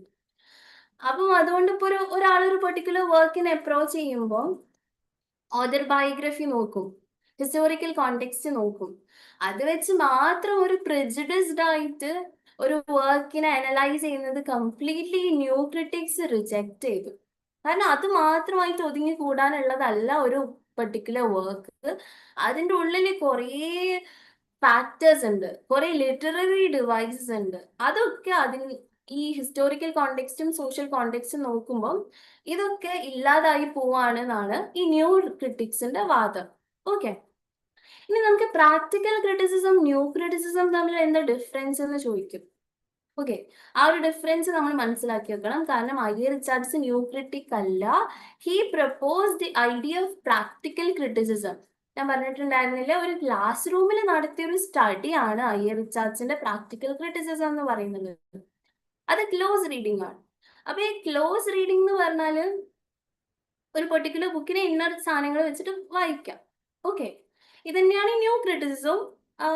ന്യൂ ക്രിറ്റിസിസത്തിന്റെ ഐഡിയയും ഇതാണ്. പക്ഷെ എങ്ങനെ പ്രാക്ടിക്കൽ ക്രിറ്റിസിസം ന്യൂ ക്രിറ്റിസിസമായിട്ട് ഡിഫർ ചെയ്യുന്നു? പ്രാക്ടിക്കൽ ക്രിറ്റിസിസം ഈ ഒരു ക്ലോസ് റീഡിംഗ് വെച്ചിട്ട് റീഡേഴ്സിന് അതെങ്ങനെ എഫക്ട് ചെയ്യുന്നു എന്നുള്ളത് പ്രാക്ടിക്കൽ ക്രിറ്റിസിസം വാല്യൂ ചെയ്തിട്ടുണ്ടായിരുന്നു. പക്ഷെ ന്യൂ ക്രിറ്റിസിസം ഒരിക്കലും റീഡർ റെസ്പോൺസിന് വാല്യൂ കൊടുത്തിട്ടില്ല. ഞാൻ പറഞ്ഞിട്ടുണ്ടായിരുന്നില്ല, ഓതറിനെ റിജക്ട് ചെയ്യും, റീഡറിനെ റിജക്ട് ചെയ്യും. Only the work, only the work. Okay, പക്ഷെ പ്രാക്ടിക്കൽ ക്രിറ്റിസിസം ഒരു വർക്കിന് ഒതോറിയൽ ഇന്റൻഷൻ ഇല്ല, ഹിസ്റ്റോറിക്കൽ കോണ്ടെക്സ്റ്റ് ഇല്ല, സോഷ്യൽ കോണ്ടെക്സ്റ്റ് ഇല്ല. ഇത് മൂന്നും ഇല്ലാതെ റീഡേഴ്സ് എങ്ങനെ ഒരു വർക്കിനെ ഡീകോഡ് ചെയ്യുന്നു എന്ന് പഠിച്ചതാണ് പ്രാക്ടിക്കൽ ക്രിറ്റിസിസം. ഓക്കെ, അപ്പൊ പ്രാക്ടിക്കൽ ക്രിറ്റിസിസം ആണ് ക്ലോസ് റീഡിംഗ് ആദ്യം കൊണ്ടുവന്നത് ഐ റിച്ചാർഡ്സിന്റെ ഒരു പെർട്ടിക്കുലർ വർക്കിലൂടെ. ബട്ട് സ്റ്റിൽ ന്യൂ ക്രിറ്റിസിസം വരുമ്പോ എന്താ റിജക്ട് ചെയ്യുന്നത്? New criticism practical criticism. നിങ്ങൾക്ക് മനസ്സിലായത് എന്താ difference? Practical criticism new criticism വ്യത്യാസപ്പെടുന്നത്, ന്യൂ ക്രിറ്റിക്സ് അതിന്റെ ഓതറിനെ റീഡേഴ്സിനെ അവരൊക്കെ റിജക്ട് ചെയ്തിരുന്നു. പ്രാക്ടിക്കൽ ക്രിറ്റിസിസം റീഡേഴ്സിനെ കൂടി ഫോക്കസ് ചെയ്തിട്ടുണ്ടായിരുന്നു. യെസ്, റീഡേഴ്സിന്റെ റെസ്പോൺസിനെ വാല്യൂ ചെയ്തിട്ടുണ്ടായിരുന്നു. ഓക്കെ, അപ്പം ഞാൻ പറഞ്ഞിട്ടുണ്ടായിരുന്നു, ഒരു ഓതറിന്റെ പേരില്ലാതെ കുറെ ബുക്സ് സ്റ്റുഡൻസിന് കൊടുത്ത് അവരുടെ റെസ്പോൺസ് എന്താണെന്നാണ് ഐ റിച്ചാർഡ്സ് നോക്കിയത്. അത് കംപ്ലീറ്റ് ഒരു ക്ലാസ് റൂം ബേസ്ഡ് സ്റ്റഡി ആയിരുന്നു. ആൻഡ് ന്യൂ ക്രിറ്റിസിസം എന്താ? ഒരു ബ്രോഡർ ഏരിയ ആണ്, അല്ലെ? ഐ റിച്ചാർഡ്സ് ഒരു പെർട്ടിക്കുലർ ആ ഒരു പ്രൊഫസർ ആയിരുന്ന ടൈമിൽ ആ കോളേജിലുള്ള സ്റ്റുഡൻസിന് നടത്തിയ ഒരു എക്സ്പെരിമെന്റ് ആണ്. പക്ഷെ ന്യൂ ക്രിറ്റിസിസം എന്ന് പറഞ്ഞാൽ ഒരു കംപ്ലീറ്റ് ഒരു ലിറ്റററി മൂവ്മെന്റ് പോലെയാണ്, അല്ലെ? അപ്പം പ്രാക്ടിക്കൽ ക്രിറ്റിസിസം സൈക്കോളജിക്കൽ റിയാക്ഷൻസിന് വാല്യൂ ചെയ്തിട്ടുണ്ട്. ആ റീഡറിൽ ആ ഒരു പെർട്ടിക്കുലർ വർക്ക് എന്തൊക്കെ സൈക്കോളജിക്കലി എഫക്ട് ചെയ്തിട്ടുണ്ടായിരുന്നു നോക്കിയിട്ടുണ്ടായിരുന്നു. ആൻഡ് ഐ റിച്ചാർഡ്സ് ഒരു വർക്കിൽ 4 kinds ഓഫ് മീനിങ് നമുക്ക് ഇന്റർപ്രറ്റ് ചെയ്യാമെന്ന് പറഞ്ഞിട്ടുണ്ടായിരുന്നു. If anyone has attempted last years net നിങ്ങൾക്ക് മനസ്സിലാവും, ഇതായിരുന്നു ഒരു മേജർ ക്വസ്റ്റ്യൻ. ലാസ്റ്റ് ഇയേഴ്സ് നെറ്റിൽ ചോദിച്ചിട്ടുണ്ടായിരുന്നു. Sense, tone, feeling, intention. What are the 4 kinds of meaning by I Richards എന്നുള്ളൊരു ക്വസ്റ്റ്യൻ ഉണ്ടായിരുന്നു. അതില് സെൻസ്, ടോൺ, ഫീലിംഗ്, ഇന്റൻഷൻ, ഇതാണ് 4 but wrong option was also written there. അപ്പൊ ഈ ഒരു 4 ഓപ്ഷൻസ് മനസ്സിലാക്കി വെക്കുക. ഐ റിച്ചാർഡ്സിനെ പറ്റി ഇനിയും കൂടുതൽ ഡീറ്റെയിലിംഗ് പഠിക്കണം. ഞാൻ ഐ റിച്ചാർഡ്സ് എങ്ങനെ ന്യൂ ക്രിറ്റിസിസത്തിൽ ഇൻഫ്ലുവൻസ് ചെയ്യുന്നു എന്ന് മാത്രമാണ് ഇപ്പം cover ചെയ്തിട്ടുള്ളത്. Ayyaruchaj as a writer, you have to look very deeply because his works are important. Meaning, practical criticism, principles of literary criticism, a lot of things are written by Ayyaruchaj. അപ്പോൾ ആ ഒരു areas ഒക്കെ നോക്കണം. ഇത് എങ്ങനെയൊക്കെ new ക്രിറ്റിസിസത്തിൽ influence ചെയ്യുന്നതാണ് ഞാൻ ഇപ്പോൾ ഡിസ്കസ് ചെയ്തിട്ടുള്ളത്. And sense, tone, feeling, intention, remember these 4 thing. ഈ 4 കാര്യങ്ങളാണ് ഒരു ബുക്കിന് ഹോൾ മീനിങ് കൊടുക്കുന്നത് എന്ന് Ayyaruchaj പറഞ്ഞിട്ടുണ്ടായിരുന്നു. Okay okay same Richards formal objectivity promote ചെയ്തിട്ടുണ്ടായിരുന്നു. പക്ഷെ റീഡർ സൈക്കോളജി കൂടി നോക്കി ന്യൂ ക്രിറ്റിസിസം അത് റിജക്ട് ചെയ്തു. നിങ്ങൾ ഈ പോയിന്റ്സ് ഒക്കെ ജസ്റ്റ് നോക്കി വെക്കുക, കംപ്ലീറ്റ് ഐഡിയ ഉണ്ടാക്കി വെക്കുക. ഈ ബോൾഡ് ചെയ്തിട്ടുള്ള വേർഡ്സ് ഒക്കെ നിങ്ങളുടെ മൈൻഡിൽ കോർ മെമ്മറി ആക്കി വെക്കുക. Text centred, systematic, formal objectivity, intrinsic, autotelic, self-referential. ഇതൊക്കെ നിങ്ങളുടെ മൈൻഡിൽ ഉണ്ടാക്കി വെക്കുക. Because that is the key words that is related to new criticism. Okay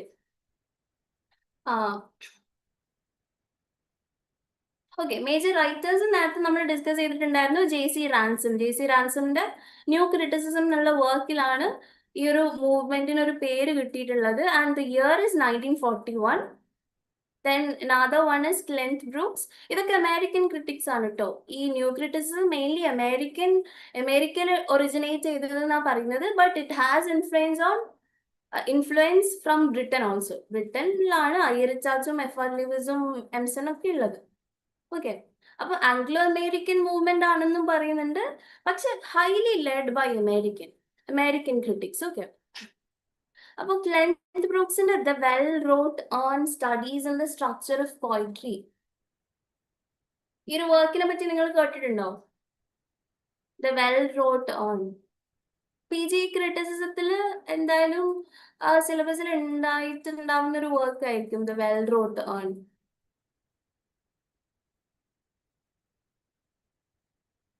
അല്ലേ? യെസ് മാം, PGക്ക് പഠിച്ചിട്ടുണ്ടായിരുന്നു. യെസ് അതില് വെൽ റോട്ട് ഓണിലാണ് ക്ലെന്റ് ബ്രൂക്സ് പാരഡോക്സിനെ പറ്റി പറയുന്നത്. ഓക്കെ പാരഡോക്സസ് ആണ്. The language of poetry is the language of paradox എന്നുള്ള ഒരു സ്റ്റേറ്റ്മെന്റ് കൊണ്ടുവന്ന ആളാണ് ക്ലെന്റ് ബ്രൂക്സ്.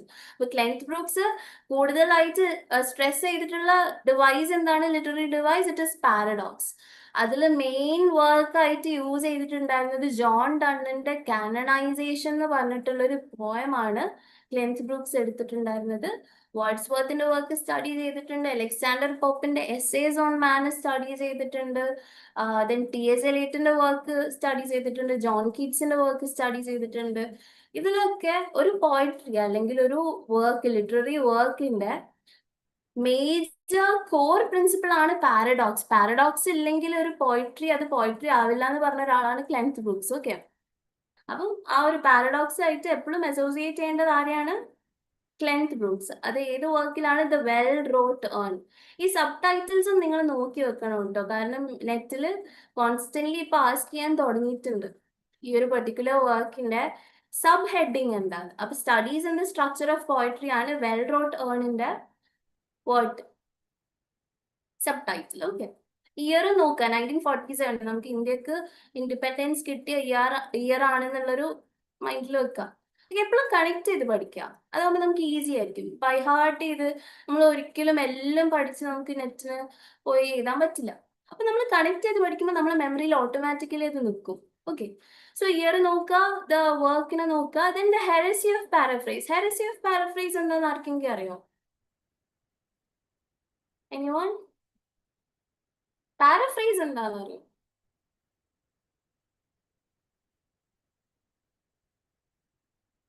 ഓക്കെ പാരഫ്രേസ് നമുക്ക് PG പാരഫ്രേസിങ് ക്വസ്റ്റ്യൻസ് അങ്ങനെ ഉണ്ടാവില്ല. ബട്ട് ചില കോമ്പറ്റേറ്റീവ് എക്സാംസിനൊക്കെ ഡിസ്ക്രിപ്റ്റീവ് എക്സാംസിനൊക്കെ പാരഫ്രേസിങ് എന്നുള്ളൊരു ഓപ്ഷൻ ഉണ്ടാവും. അതായത് ഒരു പെർട്ടിക്കുലർ വർക്കിൽ ഒരു ചാപ്റ്റർ തരും, അതിനെ നമ്മൾ സമ്മറൈസ് ചെയ്യാം. നമ്മളുടെ വേർഡ്സിൽ എഴുതുന്നതിനാണ് പാരഫ്രേസിങ് എന്ന് പറയാം. സമ്മറി ആണോ ചോദിച്ചാൽ കൈൻഡ് ഓഫ്. പക്ഷെ ഒരു തന്നിട്ടുള്ള സാധനം നമ്മളൊരു പാരഫ്രേസ് ചെയ്യാന്ന് പറയുമ്പോൾ ആ ഒരു റൈറ്റിങ്ങിന് നമുക്ക് മനസ്സിലാക്കിയത് നമ്മൾ ഫ്രേസ് ചെയ്യുമ്പോഴാണ് ഇത് പാരഫ്രേസിങ് ആവുക. ഹെറസി ഓഫ് പാരഫ്രേസ് എന്ന് വെച്ചാൽ ഹെറസി എന്ന് പറഞ്ഞാൽ തെറ്റ് എന്ന അർത്ഥം.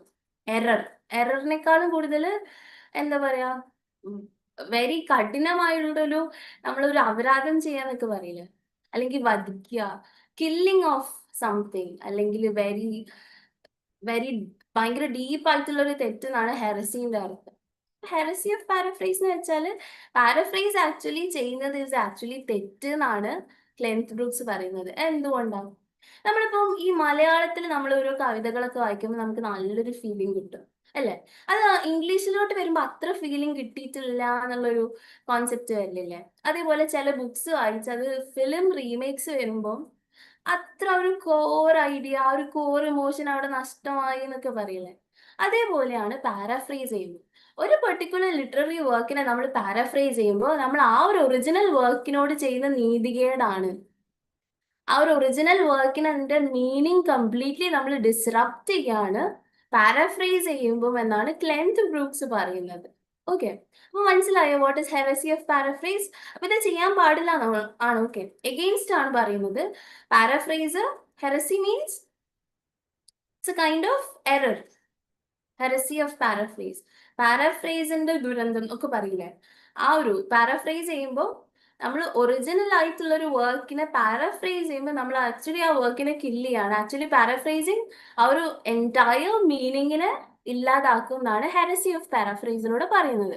ഓക്കെ, ഈ ഒരു രണ്ട് ടേംസ് നോക്കി വെക്കുക, paradox and heresy of paraphrase, the well wrought urn by Cleanth Brooks. Okay,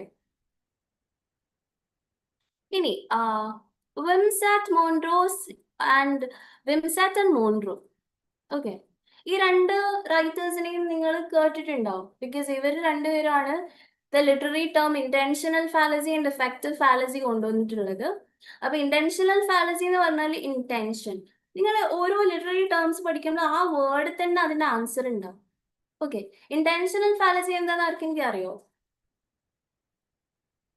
and the effective fallacy നമ്മൾ പി ജിയിൽ പഠിച്ചിട്ടുണ്ട്. Anyone? Okay, I'll tell you.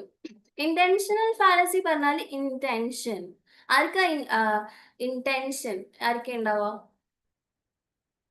എഴുതുന്ന ഒരാൾക്കല്ല ആ ഒരു ഇന്റൻഷൻ ഉണ്ടാവുക. അപ്പൊ ഒതോറിയൽ ഇന്റൻഷൻ, ആ എഴുതുന്ന ഒരാളുടെ ഇന്റൻഷൻ. Fallacy means error. ആ ഒരു ഓതറിന്റെ ഇന്റൻഷൻ നോക്കുന്നത് എറർ എന്നാണ് വിംസാറ്റും മോൺറോയും പറയുന്നത്. ആൻഡ് എഫക്റ്റീവ് ഫാലസി മീൻസ് ആ ഒരു പെർട്ടിക്കുലർ വർക്ക് റീഡേഴ്സിൽ എങ്ങനെ എഫക്ട് ചെയ്യുന്നു, അവരിൽ എന്തൊക്കെ ഇമോഷൻസിനെയാണ് ഇവോക്ക് ചെയ്യുന്നത്, ആ ഒരു പെർട്ടിക്കുലർ വർക്ക് റീഡേഴ്സിൽ എങ്ങനെ എഫക്ട് ചെയ്യുന്നു എന്നുള്ളതാണ് എഫക്റ്റീവ് ഫാലസി. അപ്പൊ രണ്ടും എറേഴ്സ് ആണ്. ഓക്കെ, ഈ ഒരു രണ്ട് കാര്യങ്ങൾ നോക്കാൻ പറ്റില്ല. ഞാൻ നേരത്തെ പറഞ്ഞിട്ടുണ്ടായിരുന്നു, ഓതറിനെ നോക്കാൻ പാടില്ല, റീഡറിനെ നോക്കാൻ പറ്റില്ല. ഇതിന് രണ്ട് ടേംസ് ആക്കി കൊണ്ടുവന്നതാണ് WK വിംസാറ്റും Monroe C Beardsley. Okay, intentional fallacy is the error of looking for the author's intention in the work. മനസ്സിലായോ? Effective fallacy is the error of looking for അല്ലെങ്കിൽ understanding readers effect. റീഡേഴ്സിനെ എങ്ങനെ എഫക്ട് ചെയ്തിട്ടുണ്ട്, അല്ലെങ്കിൽ റീഡേഴ്സിന്റെ emotion, readers response, അതാണ് effective fallacy. Okay, ഇത് രണ്ടും സെവാനി review എന്ന് പറഞ്ഞിട്ടുള്ള ഒരു ഫസ്റ്റ് ഒരു ജേർണൽ, ഒരു പീരിയോഡിക്കലിലാണ് വന്നിട്ടുണ്ടായിരുന്നത്. പിന്നെ verbal icon studies in the meaning of poetry. The verbal icon studies in the meaning of poetry is a work written by these writers, W.K. Wimsatt and Monroe Beardsley. Okay, ഇത് clear ആണോ? The intentional fallacy and effective fallacy.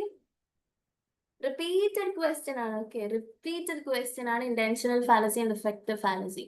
നെറ്റില് writers വിംസാറ്റും ബേർഡ്സ്ലിയും. ഇവർ രണ്ടുപേരും കൂടിയാണ് ഈ കോ-ഓതേർഡ് ആണ് ഈ ബുക്ക്. കോ-ഓതേർഡ് മീൻസ് ഒന്നിൽ കൂടുതൽ ആൾക്കാർ എഴുതിയത്.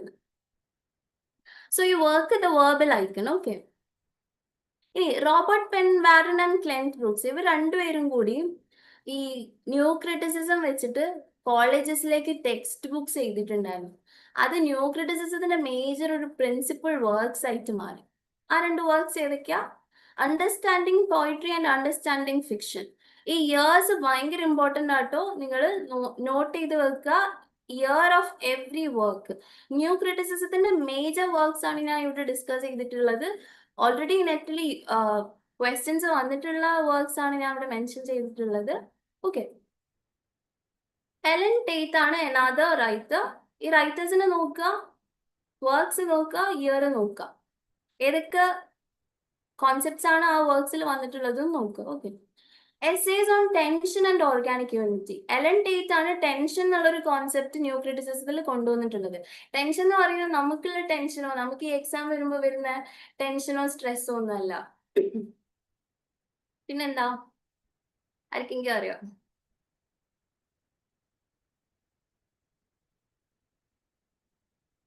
Anyone knows what tension means? മാം, ഒരു വർക്കിൽ നമ്മൾ റീഡേഴ്സിനെ ക്രിയേറ്റ് ചെയ്യുന്ന ഒരു ഇതാണോ? അതെ അതെ, യെസ്. അതായത് റീഡേഴ്സ് ക്രിയേറ്റ് ചെയ്യുന്നതല്ല, നമുക്കത് ഒരു PYQ ഞാൻ സെറ്റ് ചെയ്തിട്ടുണ്ട്. നമുക്ക് അതിൽ വരുമ്പോൾ കുറച്ചുകൂടി ഡീപ്പായിട്ട് അനലൈസ് ചെയ്യാം. ഉള്ളില് അതായത് ഒരു വർക്കിന്റെ ഉള്ളിൽ വരുന്നിട്ടുള്ള കാര്യങ്ങളിനെ ബാലൻസ് ചെയ്യുക. ഒരു വർക്കിന് മേ ബി രണ്ട് ഒപ്പോസിങ് ആയിട്ടുള്ള ഐഡിയാസ് ഉണ്ടാവും. അതിനെ ബാലൻസ് ചെയ്യുന്ന ഒരു ഫാക്ടറാണ് ടെൻഷൻ. അവര് രണ്ടുപേരും ഇപ്പം മേ ബി രണ്ട് ഫാക്ടേഴ്സ് ആയിരിക്കും, അല്ലെങ്കിൽ രണ്ട് ലിറ്റററി ഡിവൈസസ് ആയിരിക്കും. ഇത് തമ്മിലുള്ള ഒരു ബാലൻസിങ് ഇഷ്യൂ ഉണ്ടാവും. അതിനെയാണ് ടെൻഷൻ എന്ന് പറയാം. ആ ടെൻഷൻ ബാലൻസ്ഡ് ആകുമ്പോഴാണ് ഒരു ഓർഗാനിക് യൂണിറ്റ് ആയി മാറുക. നിങ്ങൾക്ക് കൺഫ്യൂസിങ് ആയിരിക്കും. ഞാൻ PYQ വരുമ്പോൾ ഞാൻ കുറച്ചുകൂടി ഡീപ്പായിട്ട് പറയാം. Next one is William Empson. William Empson ഞാൻ ഓൾറെഡി പറഞ്ഞു, ന്യൂ ക്രിട്ടിക് ആണ്, ബട്ട് കൂടുതലും എന്താണ്, പ്രാക്ടിക്കൽ ക്രിറ്റിസിസത്തിന്റെ ഒരു ഡിസെൻഡന്റ് ആണ്. റിച്ചാർഡ്സിന്റെ സ്റ്റുഡന്റ് ആയിരുന്നു വില്യം എംസൺ. പക്ഷെ ന്യൂ ക്രിറ്റിസിസത്തിലാണ് മേജർ കോൺട്രിബ്യൂഷൻ ചെയ്തിട്ടുണ്ടായിരുന്നത്. 7 types ഓഫ് ആംബിഗ്വിറ്റി. ഈ ഒരു work very much important for NET. ഞാൻ ക്ലെൻത്ത് ബ്രൂക്സിന്റെ വെൽ റോട്ട് ആണ് ഇമ്പോർട്ടൻ്റ് ആണെന്ന് പറഞ്ഞ പോലെ 7 types of ambiguity is also important. ഞാനിപ്പോൾ NET point criticism new criticism point of വ്യൂവിന് മാത്രം ഒരു റഫ് ഓവർവ്യൂ ആണ് തരുന്നത്. You have to look. ഈ ബുക്കിനെ ഡീറ്റെയിൽ സ്റ്റഡി നടത്തുക, ഏതൊക്കെയാണ് 7 types ഓഫ് ആംബിഗ്വിറ്റി നോക്കുക. ഓക്കെ, അതായത് ആംബിഗ്വിറ്റിന്റെ മീനിങ് എന്താ? ആംബിഗ്വിറ്റിന്റെ മീനിങ് എന്ന് പറഞ്ഞാൽ മീനിങ്ങിന് പല ലെവൽസ് ഉണ്ട്. ഒരു സാധനത്തിന് ഒന്നിൽ കൂടുതൽ മീനിങ് ഉണ്ടാവാം. ഓക്കെ, ഇതാണ് ആംബിഗ്വിറ്റി വെച്ചാൽ.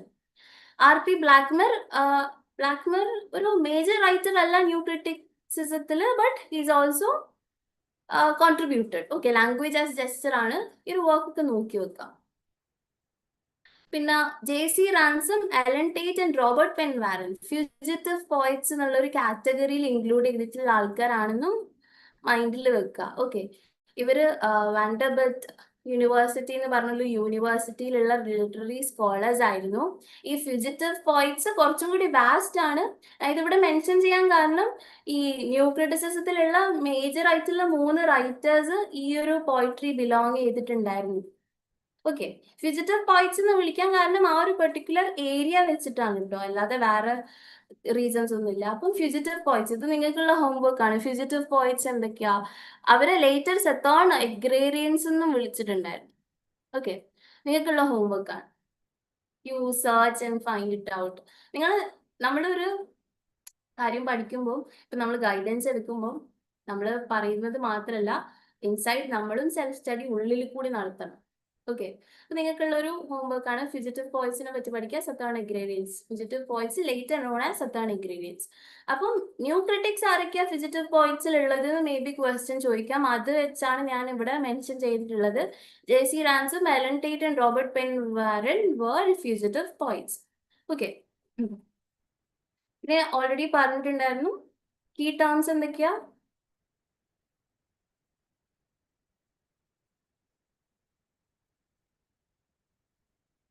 ന്യൂ ക്രിറ്റിസിസത്തിന്റെ കീ ടേംസ് എന്ന് പറഞ്ഞാൽ പാരഡോക്സ്. പാരഡോക്സ് എന്താണെന്ന് എല്ലാവർക്കും അറിയില്ലേ? കോൺട്രഡിക്ടറി ആയിട്ടുള്ള കാര്യം വെച്ചിട്ട് ഒരു യുണൈറ്റഡ് ഫിഗർ. അതായത് ഡയറക്റ്റ് ആയിരിക്കില്ല, ഒരു അണ്ടർലൈൻ മീനിങ് ഉണ്ടാവും. കോൺട്രഡിക്ടറി മീനിങ് ആയിരിക്കും. നമുക്ക് ഇപ്പം ജോൺ ഡണ്ണന്റെ ഒരു പോയം ഉണ്ട്, വാലഡിക്ഷൻ ഫോർ ബെഡിങ് മോർണിംഗ്. നമുക്ക് PG or UG I don't no, PG തോന്നുന്നു യുജിയിലാണെന്ന് തോന്നുന്നു. യുജിയിലാണ്. ഓക്കെ, യുജിയിൽ നമ്മൾ പഠിക്കുന്നുണ്ട് വാലഡിക്ഷൻ ഫോർബിഡിങ് മോർണിംഗ്. അതിൽ ലവേഴ്സിന്റെ ലവ് എന്തായിട്ടാണ് കമ്പയർ ചെയ്തിട്ടുള്ളത്? പഠിച്ചതോ? കോമ്പസിന്റെ 2 hands ആയിട്ടാണ് കമ്പയർ ചെയ്തിട്ടുള്ളത്. അപ്പൊ അതിങ്ങനെ ക്ലോസ്ലി, എത്ര ദൂരം ഇങ്ങനെ ക്ലോസ്ലി വരുന്ന പോലെയാണ് ആ ഒരു ലവേഴ്സിന്റെ ആ ഒരു ലോങ് ഡിസ്റ്റൻസ് റിലേഷൻഷിപ്പ് ആണ് അവര് ഹാൻഡിൽ ചെയ്യുന്നത്. അപ്പൊ അതൊരു കോമ്പസിന്റെ ഹാൻഡ്സ് പോലെയാണെന്നാണ് ജോൺഡൺ കമ്പയർ ചെയ്യുന്നത്. അപ്പൊ ആ ഒരു കമ്പാരിസണിന് പാരഡോക്സ് എന്ന് വിളിക്കും. നമ്മൾ ഒരിക്കലും ഒരു ലവിനെ ഒരു കോമ്പസ് ആയിട്ട് വി കാണ്ട് ദാറ്റ് മച്ച് ഇമാജിൻ. പക്ഷെ അങ്ങനെ ഒരു കോൺട്രഡിക്ടറി ആയിട്ടുള്ള സാധനങ്ങളെ കമ്പൈൻ ചെയ്യുന്നതിനാണ് പാരഡോക്സ് എന്ന് പറയുന്നത്. ആൻഡ് ഐറണിയോ? ഐറണി എന്ന് പറഞ്ഞാൽ നമ്മളൊരു സ്റ്റേറ്റ്മെന്റ് പറയും, പക്ഷെ ഇതിന്റെ ലിറ്റററി മീനിങ് ആയിരിക്കില്ല ഉദ്ദേശിച്ചിട്ടുണ്ടാവുക. ഓക്കെ, അതിന്റെ കോൺട്രാസ്റ്റിക് മീനിങ് ആയിരിക്കും. ഓക്കെ, ഐറണി എന്ന് പറഞ്ഞാൽ നമ്മളൊരു കാര്യം പറയും, പക്ഷെ അതിന്റെ ഉള്ളിൽ വേറെ മീനിങ് ഉണ്ടാവും. ഓക്കെ, അത് ലേയേഴ്സ് ഓഫ് മീനിങ് ക്രിയേറ്റ് ചെയ്യുന്ന, എന്താണോ പറഞ്ഞത് അതിന്റെ കോൺട്രാസ്റ്റ് ആയിരിക്കും ശരിക്കും. ഓക്കെ, അതാണ് ഐറണി. ടെൻഷൻ ഞാൻ നേരത്തെ പറഞ്ഞു, ബാലൻസിങ്. ഡിനോട്ടേറ്റീവിന്റെയും കൊണോട്ടേറ്റീവിന്റെയും അർത്ഥം എന്താ? Anybody knows? നമ്മൾ ക്രിറ്റിസിസം പഠിക്കുമ്പോൾ ഡിനോട്ടേറ്റീവ് ആൻഡ് കൊണോട്ടേറ്റീവ് മീനിങ്സ് പഠിക്കുന്നതാണ്. Does anybody know? മാം ഒന്നുകൂടി ചോദിക്കൂ, കേട്ടില്ലായിരുന്നു. Denotative and connotative meaning.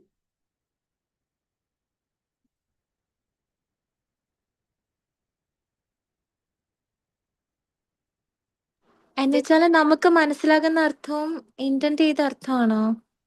Okay, അല്ല, ഞാൻ പറഞ്ഞുതരാം. ഡിനോട്ടേറ്റീവ് മീനിങ് എന്ന് പറഞ്ഞാല് ഒരു ഓർഡർ ഒരു വർക്ക് എഴുതുമ്പോൾ ഒരു വേർഡ് ക്രാഫ്റ്റ് ചെയ്തിട്ടുണ്ടെങ്കിൽ അതിന്റെ ഡയറക്റ്റ് മീനിങ് ആണ്. ഇപ്പൊ മൂവ് എന്ന് വെച്ചാൽ മൂവ്. ഓക്കെ, ആ ഒരു ഡയറക്റ്റ് മീനിങ്. കൊണോട്ടേറ്റീവ് മീനിങ് എന്ന് വെച്ചാൽ ആ പറഞ്ഞതായിരിക്കില്ല എക്സാക്ട്. ഓക്കെ, അതിന്റെ ഉള്ളിൽ ഒരു മീനിങ് ഉണ്ടാവും. ഓക്കെ, ഒരു സാധനത്തിന്റെ ലിറ്റററി മീനിങ് ആണ് ഡിനോട്ടേറ്റീവ് മീനിങ്. കൊണോട്ടേറ്റീവ് മീനിങ് എന്ന് പറഞ്ഞാൽ അതിന്റെ ഉള്ളിലുള്ള അണ്ടർലൈങ് മീനിങ്. ഓക്കെ, ഞാനിപ്പോ ഒരു കാര്യം പറയുമ്പോൾ അതിന്റെ ലിറ്ററൽ മീനിങ് നിങ്ങൾക്ക് ഈസിലി മനസ്സിലാവും. കൊണോട്ടേറ്റീവ് മീനിങ് എന്ന് പറഞ്ഞാൽ ഉള്ളിലുള്ള മീനിങ്. ഓക്കെ, ഇപ്പൊ ഞാനൊരു കാര്യം പറയുമ്പോൾ അതിന്റെ ഉള്ളിൽ എന്നിലൊരു ഇന്നർ മോട്ടീവ് ഉണ്ടാവും. നമ്മള് പറയില്ലേ, ചില കാര്യങ്ങൾ മുഖത്ത് നോക്കി പറയുന്നത് അത് വേറെ ഇന്റൻഷനിലാണോ നമുക്ക് മനസ്സിലാവില്ല. നമ്മൾ അതിന്റെ ലിറ്ററൽ മീനിങ് എടുത്തു പോകും, പക്ഷെ ഉള്ളിൽ വേറെ ഒന്നായിരിക്കും ഉദ്ദേശിക്കുന്നുണ്ടാവുക. അതാണ് കൊണോട്ടേറ്റീവ്. ഡിനോട്ടേറ്റീവ് എന്ന് പറഞ്ഞാൽ ഡിറക്റ്റ് എന്താണോ എഴുതിയിട്ടുള്ള ആ സെന്റൻസ് അതിന്റെ ഡിറക്റ്റ് മീനിങ് ആണ് ഡിനോട്ടേറ്റീവ്. അതായത് ഡിനോട്ട് ചെയ്യുന്ന മീനിങ്. കൊണോട്ടേറ്റീവ് എന്ന് പറഞ്ഞാൽ ഒരു സ്റ്റേറ്റ്മെന്റിന്റെ ഉള്ളിൽ നമ്മൾ അറിയാതെ ഒളിഞ്ഞു കിടക്കുന്ന ഒരു മീനിങ് ഉണ്ടാവും. അതാണ് കൊണോട്ടേറ്റീവ് മീനിങ്. ഓക്കെ, അതിനാണ് എക്സ്റ്റൻഷൻ, ഇന്റൻഷൻ. ഈ എക്സ്റ്റൻഷൻ ആൻഡ് ഇന്റൻഷൻ കണ്ടില്ലേ, ഇതിലുള്ള ടെൻഷൻ ആണ് എലൻറ്റേറ്റ് പഠിച്ചിട്ടുള്ളത്. അല്ലാതെ നമുക്ക് ഞാൻ പറഞ്ഞ പോലെ സ്ട്രെസ് വരുമ്പോൾ ഉള്ള ടെൻഷൻ അല്ല. ഓക്കെ, ഈ എക്സ്റ്റൻഷൻ ആൻഡ് ഇന്റൻഷൻ. എക്സ്റ്റൻഷൻ പറഞ്ഞാല് സർഫസ് മീനിങ്. ഒരു പോയത്തില് ഒരു ലൈൻ പഠിക്കുമ്പോൾ ആ ലൈൻ എന്താണോ എഴുതിയിരിക്കുന്നത് അതിന്റെ സെയിം മീനിങ്. ഇന്റൻഷൻ എന്ന് പറഞ്ഞാൽ ഡീപ്പർ മീനിങ്. ഓക്കെ, ഇപ്പൊ ഡയറക്റ്റ് പറയുമ്പോൾ നമുക്ക് ഒരു പോയത്തില് ഒരു ലൈൻ എടുത്ത് വായിക്കുമ്പോൾ നമ്മൾ വിചാരിക്കും ഇതായിരിക്കും, പക്ഷെ ഉള്ളിൽ വേറൊരു തീം ഉണ്ടാവും. ഓക്കെ, ഇപ്പോ സീന് മാത്യു അർണോൾഡ് ഡവർ ബീച്ച് പഠിച്ചിട്ടില്ലേ? നമ്മള് PG പഠിച്ചിട്ടില്ലേ? ഡവർ ബീച്ചില് ആ ഒരു ലിറ്ററൽ മീനിങ് എന്താ?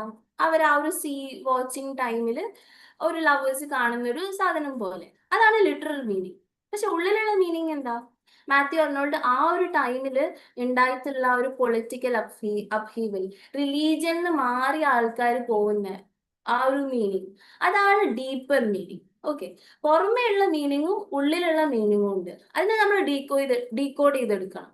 അപ്പൊ എക്സ്റ്റൻഷൻ എന്ന് പറഞ്ഞാൽ surface level literal meaning, intention എന്ന് പറഞ്ഞാൽ ഡീപ്പ് മീനിങ്, ഉള്ളിലുള്ള മീനിങ്. ഓക്കെ, ഇതിന്റെ രണ്ടിന്റെയും ബാലൻസ് ആവുമ്പോഴാണ് അതൊരു ഓർഗാനിക് ഹോൾ ആവുക. ആ ഒരു ലിങ്കിങ് ഫാക്ടറാണ് എലൻ ടേറ്റിന്റെ ടെൻഷൻ. ഓക്കെ, സോ ഓക്കെ, ഇനി ഈ വേർഡ്സ് ഒക്കെ നമുക്ക് വേഗം പറഞ്ഞു പോവാം. നമുക്ക് PYQ അനാലിസിസ് ഉണ്ട്, അപ്പോഴാണ് കുറച്ചുകൂടി നമ്മുടെ മെമ്മറിയിൽ കോർ ആയിട്ടത് നിൽക്കുക. ഓക്കെ, ഇനി ആംബിഗ്വിറ്റി എന്താ? ഞാൻ പറഞ്ഞിട്ടുണ്ടായിരുന്നു, ഒരു വേർഡിന് തന്നെ ഡിഫറെന്റ് മീനിങ്സ്. അത് കൊണ്ടുവന്നതാണ് വില്യം എംസൺ. മൾട്ടിപ്ലിസിറ്റി ഓഫ് മീനിങ്സ് എന്താണ്? ഒരു വേർഡോ അല്ലെങ്കിൽ ഒരു പെർട്ടിക്കുലർ ഫ്രേസോ അല്ലെങ്കിൽ സെന്റൻസിനോ കുറേ മീനിങ്സ്, കുറേ അർത്ഥ തലങ്ങൾ ഉണ്ടാവാം. ഓക്കെ, അത് പോയിട്രിയിലുള്ളൊരു വേ ഓഫ് എക്സ്പ്രഷൻ ആണ്. പോയിട്രിയിൽ ഒരിക്കലും നമ്മൾ ഡയറക്റ്റ് ആയിട്ട് ആൾക്കാർക്ക് വായിക്കാനുള്ള പോലെ ഡയറക്റ്റ് ലാംഗ്വേജ് അല്ലല്ലോ യൂസ് ചെയ്യുക. അതിനുള്ളിൽ പല അർത്ഥ തലങ്ങളും ഉണ്ടാവും. അതിനാണ് പോയിട്രി പറയുക. നമ്മൾ അതിനെ ഡീകോഡ് ചെയ്ത് മനസ്സിലാക്കുമ്പോഴാണ് നമ്മൾ വലിയ ലിറ്റററി സ്കോളേഴ്സ് ആവുക. അല്ലാതെ ഒരു പോയം ഇത് വായിച്ചിട്ട് ഇത് ഇതിനെയാണ് മീൻ ചെയ്യുന്നത് എന്ന് പറഞ്ഞാൽ ഇറ്റ്സ് എന്താ, അത് ബ്ലണ്ടർ ആണ്. കാരണം അതിനുള്ളിൽ ചിലപ്പോൾ വേറെ കുറെ മീനിങ്സ് ഉണ്ടാവും, ഒളിഞ്ഞു കിടക്കുന്ന മീനിങ്സ് ഉണ്ടാവും അല്ലേ. അപ്പൊ ഒരു സീനെ നമ്മൾ വൈൽഡ് ആയിട്ട് കമ്പയർ ചെയ്യും. അതൊക്കെ എന്താണ്, ലിറ്റററി ഡിവൈസസ് ആണ്. ആ ഒരു സീനെ ഡിനോട്ട് ചെയ്യുന്ന ഒരു തീമാണ്. അപ്പൊ അങ്ങനെ കുറെ മൾട്ടിപ്പിൾ മീനിങ്സ് കണ്ടുപിടിക്കാം. ഓക്കെ, അതൊരു പോയിട്രിന്റെ മേജർ ഫാക്ടർ ആണെന്നാണ് വില്യം എംസൺ പറയുന്നത്. പിന്നെ ഹെറസി ഓഫ് പാരഫ്രേസ് ബ്രൂക്സ് ഞാൻ ഓൾറെഡി മെൻഷൻ ചെയ്തിട്ടായിരുന്നു. A poem's meaning cannot be reduced to a simple statement. ഒരിക്കലും ഒരു പോയത്തിനെ നമ്മൾ പാരഫ്രേസ് ചെയ്യുമ്പോൾ, ഓക്കെ, ഒരു പോയത്തിനെ നമ്മൾ പാരഫ്രേസ് ചെയ്യുമ്പോൾ, പോയത്തിനെ പാരഫ്രേസ് ചെയ്യാൻ പറഞ്ഞാൽ ഒരു പോയം എഴുതിയിട്ടുണ്ട്, നമ്മൾ അത് ഇപ്പം സപ്പോസ് നിങ്ങളൊരു കുട്ടികൾക്ക് ക്ലാസ് എടുക്കുകയാണെങ്കിൽ നിങ്ങൾ ആ പോയത്തിന്റെ ഒരു സമ്മറി പോലെ എഴുതിയിട്ട് അതാണ് കുട്ടികൾക്ക് പ്രസന്റ് ചെയ്യുന്നതെങ്കിൽ അത് ഭയങ്കര തെറ്റാണ്. ബിക്കോസ് പോയം ഡിഫറെന്റ് ആയിരിക്കും, സമ്മറി ഡിഫറെന്റ് ആയിരിക്കും. പോയത്തിന്റെ എക്സാക്ട് എമോഷൻ കിട്ടണമെങ്കിൽ പോയം തന്നെ പ്രസന്റ് ചെയ്യണം, അല്ലാതെ സമ്മറി പ്രസന്റ് ചെയ്തിട്ട് കാര്യമില്ല. ഇതുകൊണ്ടാണ് നമ്മളോട് എപ്പോഴും പോയമോ അല്ലെങ്കിൽ ഒരു പെർട്ടിക്കുലർ വർക്ക് ആദ്യം വായിക്കാൻ പറയാം. സമ്മറിയിൽ ചിലപ്പം അതിനെ റെഡ്യൂസ് ചെയ്തിട്ട് അതിന്റെ ഒറിജിനൽ ബ്യൂട്ടി അല്ലെങ്കിൽ ഒറിജിനൽ മീനിങ്ങിനാ ചിലപ്പോൾ അത് കളഞ്ഞിട്ടുണ്ടാവും. ഇതാണ് ഹെറസി ഓഫ് പാരഫ്രേസ് കൊണ്ട് ഉദ്ദേശിക്കുന്നത്. ഓക്കെ, ഇത്ര വരെ ക്ലിയർ ആണെന്ന് വിശ്വസിക്കുന്നു. ഞാൻ കുറച്ച് ഫാസ്റ്റ് ആയിട്ട് മൂവ് ചെയ്യുന്നുണ്ട് ബിക്കോസ് നമുക്ക് PYQs ഡിസ്കസ് ചെയ്യാനുണ്ട്. Intentional fallacy and effective fallacy നിങ്ങളൊന്ന് വായിച്ചു നോക്കൂ. ബിക്കോസ് ഇന്റൻഷണൽ ഫാലസി ഞാൻ പറഞ്ഞിട്ടുണ്ടായിരുന്നു ഓതേഴ്സ് ഇന്റൻഷൻ. ഓതേഴ്സ് ഇന്റൻഷൻ നോക്കാൻ പാടില്ല എന്നാണ് ന്യൂ ക്രിറ്റിസിസം പറയുന്നത്. എഫക്റ്റീവ് ഫാലസി എന്താ? എഫക്റ്റീവ് ഫാലസി എന്താ?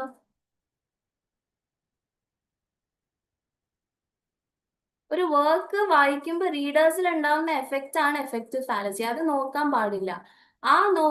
അതിനാണ് എഫക്റ്റീവ് ഫാലസി പറയുന്നത്. Error of what? Evaluating a work based on the effect it has created on readers. Okay. പിന്നെ ഈ ഒബ്ജക്ടിവിറ്റി, ഇൻട്രിൻസിക് ഫീച്ചേഴ്സ്, ഈ വേർഡ്സ് ഒക്കെ നോക്കി വെക്കാം. I.A. റിച്ചാർഡ്സിന്റെ വർക്ക് പ്രാക്ടിക്കൽ ക്രിറ്റിസിസം ആണ്. എക്സ്പ്ലിക്കേഷൻ ഓഫ് ടെക്സ്റ്റ് ആണ് കൂടുതൽ പറയുന്നത്. പിന്നെ 4 kinds of meaning ഏതാ I.A. റിച്ചാർഡ്സ് നോക്കിയിട്ടുണ്ടായിരുന്നു ഞാൻ നേരത്തെ പറഞ്ഞത്? Sense, tone, feeling and intention. Okay, പിന്നെ ന്യൂ ക്രിറ്റിസിസത്തിൽ I.A. റിച്ചാർഡ്സ് ഇൻഫ്ലുവൻസ് ചെയ്തത് എന്തൊക്കെയാണ്? Self referential and autotelic. ഇതൊക്കെ നമ്മൾ നേരത്തെ ഡിസ്കസ് ചെയ്തതാണ്. ആൻഡ് ഓക്കെ, ഈ സെഷൻ ഇതുവരെ മനസ്സിലായെന്ന് വിചാരിക്കുന്നു. ഞാൻ മേജർ ടേക്ക് അവേസ് ലിസ്റ്റ് ചെയ്തിട്ടുണ്ട്. നിങ്ങളൊരു എക്സാമിന് പോകുമ്പോൾ ഈ പോയിന്റ്സ്, ഈ ഒരു കീ ഫാക്ടേഴ്സ് മൈൻഡിൽ വെക്കുക. ന്യൂ ക്രിറ്റിസിസം ലിറ്ററേച്ചറിന് ഓട്ടോണമസ് ഒബ്ജക്റ്റ് ഓഫ് സ്റ്റഡി ആയിട്ടാണ് കണ്ടിരുന്നത്. ഇൻട്രിൻസിക് മീനിങ്ങിനെയാണ് വാല്യൂ ചെയ്തിരുന്നത്. Prioritized close reading, explication and objectivity. എന്തൊക്കെയാ റിജക്ട് ചെയ്തത്? പ്രയോറിറ്റൈസ് ചെയ്തത് close reading, explication, objectivity. Reject ചെയ്തത് biography, history, social context and emotional responses. Okay, എന്തിനൊക്കെ വാല്യൂ ചെയ്തു, എന്തിനൊക്കെ റിജക്ട് ചെയ്തു, മൈൻഡിൽ നല്ല ക്ലിയർ കട്ട് ഐഡിയ ഉണ്ടാക്കി വെക്കുക. ഓക്കെ, ഇനി കീ കോൺസെപ്റ്റ്സ് എന്തൊക്കെയാണ്? ഓട്ടോടെലിക് നേച്ചർ ഓഫ് ടെക്സ്റ്റ്. ഓട്ടോടെലിക് എന്താ? Self referential. ആ ബുക്കിനെ മാത്രം നോക്കിയാൽ മതി ആ ബുക്കിനെ പഠിക്കാൻ വേണ്ടിയിട്ട്. വേറെ ബുക്കുകൾ തേടി പോകണ്ട. വേറെ ആൾക്കാരുടെ ഒപ്പീനിയൻ നമ്മൾ പറയില്ലേ, നമുക്ക് നമ്മൾ തന്നെ മതി, വേറെ ആൾക്കാരുടെ ഒപ്പീനിയൻ വെച്ച് പറയണ്ട. അതേപോലെ തന്നെ ന്യൂ ക്രിറ്റിക്സ് പറഞ്ഞത് എന്താണ്? ആ പെർട്ടിക്കുലർ വർക്കിന് പഠിക്കാൻ ആ പെർട്ടിക്കുലർ വർക്ക് മാത്രം മതി, വേറെ ചുറ്റുള്ള വർക്ക്സ് ഒന്നും നോക്കി പോകണ്ട. Organic unity. ഓർഗാനിക് യൂണിറ്റി എന്ന് പറഞ്ഞാൽ ആ വർക്കിന് അതിൻ്റെതായിട്ടുള്ള ഒരു ഹോൾനെസ് ഉണ്ട്, ഇൻഡിപെൻഡന്റ്നെസ് ഉണ്ട്. ആ വർക്ക് ഇൻഡിപെൻഡന്റ് ആണ്. ആ വർക്കിനെ മാത്രം നോക്കിയാൽ മതി. അതിൽ തന്നെ ഒരു ഓർഗാനിക് യൂണിറ്റി ഉണ്ട്. Okay, paradox, heresy of paraphrase, irony, tension and ambiguity. These are the words that you should be very much aware of when you are going for the exam. Okay, new criticism related like words ഒരിക്കലും മറക്കാൻ പാടില്ല. Okay, all clear? Let's move on to PYQs.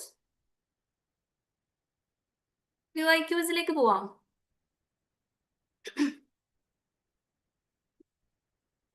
ഈ പോയിന്റ്സും കൂടി ഒന്ന് നോക്കിയേ. Arnold, Eliot, Richards major influencers. RS. ക്രെയിന് attacked Brooks on over. Okay, ഈ new ക്രിറ്റിസിസത്തിന് കുറേ പേര് എതിർത്തിരുന്നു.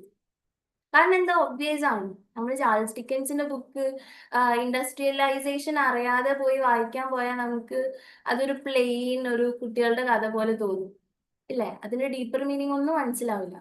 അപ്പൊ അതുകൊണ്ട് കുറേ പേര് ഇതിനെ റിജക്ട് ചെയ്തു. മാർക്സിസ്റ്റ് റിജക്ട് ചെയ്തു, മാർക്സിസ്റ്റ് ഐഡിയോളജി ഉള്ള ആൾക്കാർ. ഇതിന് ഒരു റെസ്പോൺസ്, ഇതിനെ അറ്റാക്ക് ചെയ്തുകൊണ്ട് വന്നിട്ടുള്ള ഒരു പുതിയൊരു മൂവ്മെന്റ് ആണ് reader response theory. Okay, Stanley Fish ഒക്കെ ഇതിന്റെ മേജർ ആയിട്ടുള്ള ഒരു ഫിഗർ ആയിരുന്നു, reader response theory. Okay, new ക്രിറ്റിസിസത്തിന് മുന്നേ ഓൾഡ് ക്രിറ്റിസിസം ഉണ്ടായിരുന്നു. ഓൾഡ് ക്രിറ്റിസിസം ഫോക്കസ് ചെയ്തത് ഹിസ്റ്ററി, സോഷ്യൽ ഇമ്പാക്റ്റ് ഒക്കെ. അതിനുശേഷം ന്യൂ ക്രിറ്റിസിസം വന്നു, ടെക്സ്റ്റിനെ മാത്രം നോക്കാൻ വേണ്ടിയിട്ട്. റീഡർ റെസ്പോൺസ് വന്നു, റീഡറിന്റെ റെസ്പോൺസ് നോക്കാൻ വേണ്ടിയിട്ട്. ഓക്കെ, ആർ.എസ്. ക്രെയിൻ എന്നുള്ള പറഞ്ഞ ഒരു റൈറ്ററിനെ നിങ്ങൾ നോട്ട് ചെയ്ത് വെച്ചോളൂ. കാരണം ചിക്കാഗോ സ്കൂൾ ഓഫ് ക്രിട്ടിക്കിൽ പെടുന്ന ആളാണ്. ഈ ഒരു റൈറ്റർ ആണ് ക്ലെൻത്ത് ബ്രൂക്സിന്റെ ഐഡിയോളജീനെ കംപ്ലീറ്റ്ലി എഗെയിൻസ്റ്റ് ആയിട്ട് പറഞ്ഞിട്ടുള്ളത്.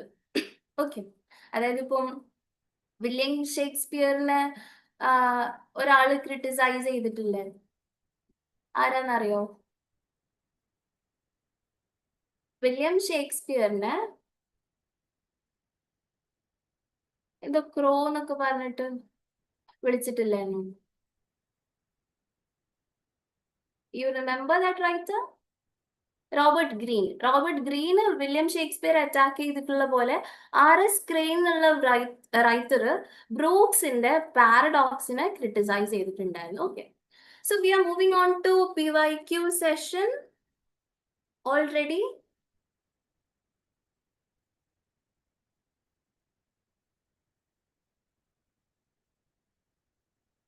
Ready for PYQs? Okay, നിങ്ങൾ either അൺമ്യൂട്ട് ചെയ്തിട്ട് റെസ്പോണ്ട് ചെയ്യുക, അല്ലെങ്കിൽ ചാറ്റ് ബോക്സിൽ ഓപ്ഷൻസ് ആൻസർ ആയിട്ട് റെസ്പോണ്ട് ചെയ്യുക. നമുക്കിതൊരു വെരി ഇന്ററാക്റ്റീവ് ആക്കിയിട്ട് മാറ്റാം. ബിക്കോസ് നെറ്റിനതാ നമ്മൾ വിഗറസ് ആയിട്ട് നമ്മൾ ഓപ്പൺ ആയിട്ട് ആ ഒരു ആ ഒരു എനർജിയിൽ വരുമ്പോഴേ നെറ്റ് എക്സാമിന് നമുക്ക് ക്രാക്ക് ചെയ്യാൻ പറ്റുള്ളൂ. നമ്മൾ എത്രത്തോളം പഠിച്ചുള്ളിൽ വെച്ച് പോകുന്നതല്ല, നമ്മൾ എത്ര ആക്റ്റീവ് ആയിട്ട് നിന്ന് ബാക്കിയുള്ളവരെ ഡിഫീറ്റ് ചെയ്യുന്നു എന്നുള്ളൊരു ഗെയിമാണ് UGCNET, അല്ലേ? അപ്പൊ നിങ്ങളുടെ യെസ്, ഏതാ option? The title, The New Criticism, was written by? Very good, very good, very good. ഞാൻ നിങ്ങളുടെ ചാറ്റ് നോക്കാണ്. Okay, very good, very good. Okay, it is. ആർക്കെങ്കിലും അൺമ്യൂട്ട് ചെയ്ത ആൻസർ പറയണോ?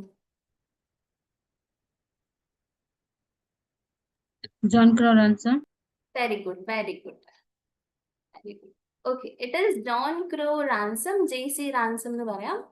ന്യൂ ക്രിറ്റിസിസം 1941 ഉണ്ടായിരുന്നുള്ള ഒരു വർക്ക്, 1941 പബ്ലിഷ് ചെയ്തിട്ടുള്ള വർക്കാണ് ഇത്, new criticism by JC Ransom. ആ ഒരു മൂവ്മെന്റിന് ഒരു പെർട്ടിക്കുലർ നെയിം ആയിട്ട് കോയിൻ ചെയ്തത് JC Ransomന്റെ ഈ ഒരു വർക്കിന് ശേഷമാണ്. Okay, it's a very simple question. കണ്ടോ, ഇത് ഇത്രയും ഡയറക്റ്റ് ആയിട്ടാണ്. ഇതൊക്കെ PYQs ആണ് കേട്ടോ, നെറ്റിൽ മുന്നേ ചോദിച്ചിട്ടുണ്ടായിരുന്നുള്ള ക്വസ്റ്റ്യൻസ് ആണ്. അപ്പൊ നിങ്ങൾക്ക് മനസ്സിലാക്കാം എത്രത്തോളം ഡയറക്റ്റ് ക്വസ്റ്റ്യൻസ് വന്നിട്ടുണ്ടെന്ന്. ഓക്കെ, ഇത്ര സിമ്പിൾ ആൻഡ് ഡയറക്റ്റ് ആണ്. അപ്പൊ നിങ്ങൾ ബേസിക്കലി മനസ്സിലാക്കേണ്ടത് ഓഥറിനെ അറിയാം, വർക്ക്സ് അറിയാം, അതൊരു ഏത് പെർട്ടിക്കുലർ ഇയറിലാണെന്ന് അറിയാം, പിന്നെ മേജർ ലിറ്റററി ഡിവൈസസ് ഏതൊക്കെയാ പ്രൊമോട്ട് ചെയ്തത്, core concepts.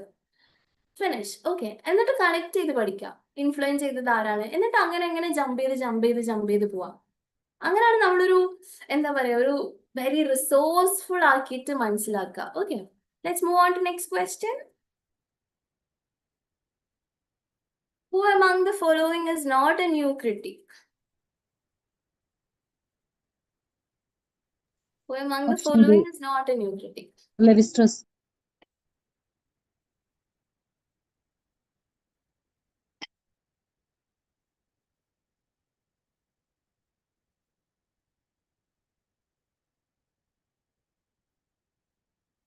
Very good, very good.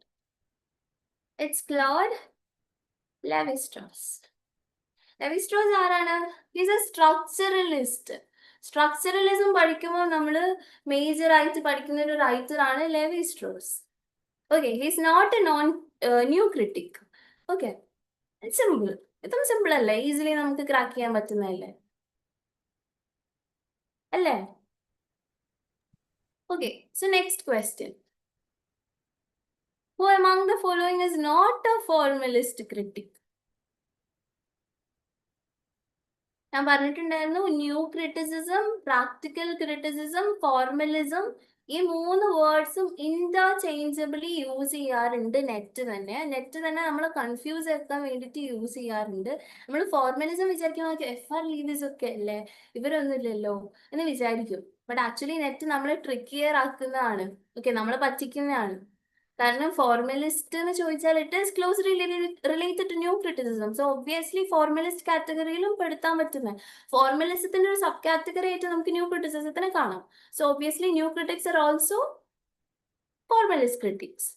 So Allen Tate is he a new critic? Yes, tension കൊണ്ടുവന്നിട്ടുള്ള. Cleanth Brooks, yes, Cleanth Brooks എന്താ ഇൻട്രൊഡ്യൂസ് ചെയ്തിട്ടുള്ളത്? Paradox and heresy of paradox. Stanley Fisher ആണ് വിട്ടിട്ട്. William Empson, 7 types of ambiguity. And Stanley Fisher is not a new critic or a formalist critic. ഈ new ക്രിറ്റിസിസത്തിനെ reject ചെയ്തിട്ടുള്ള ആളാണ് Stanley fish.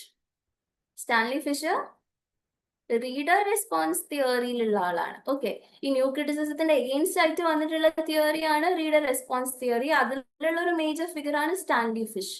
Okay,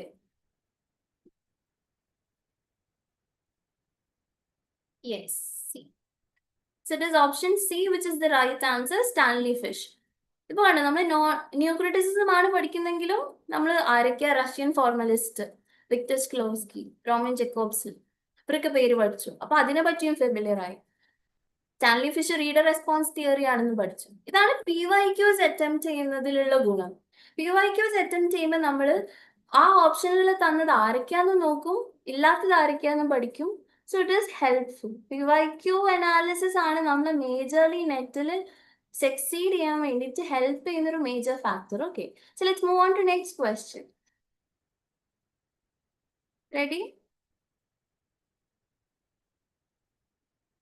understanding poetry. Very easy question. ഇത് നിങ്ങൾക്ക് ആ ഒരു പെർട്ടിക്കുലർ വർക്ക് ഫെമിലിയർ ആവാൻ വേണ്ടിയിട്ട് മാത്രമേ എടുത്തതാണ്. ഇതൊരു PYQ ആണ്, നെറ്റിൽ മുന്നേ ചോദിച്ചിട്ടുള്ള ഒരു ക്വസ്റ്റ്യൻ ആണ്.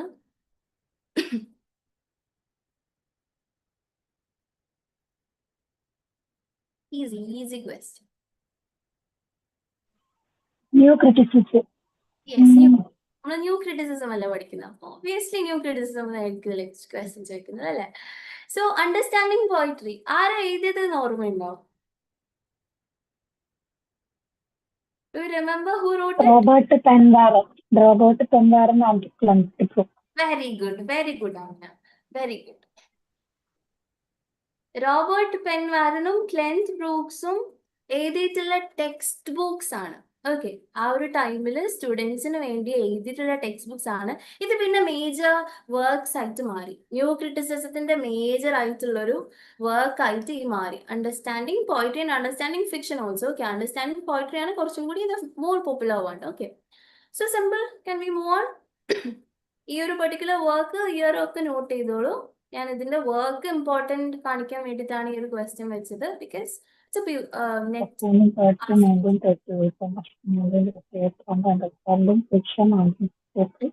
Amina, are you asking a doubt? So let's move on to the next question. Yes, ma'am. Okay, fine. So this is a question I'm going to discuss it, but നിങ്ങൾക്ക് വേണ്ടിയിട്ട് I will be explaining. But still നിങ്ങൾക്ക് അറിയാവുന്നവർ ആരെങ്കിലും ഉണ്ടോ? അല്ലെങ്കിൽ please answer.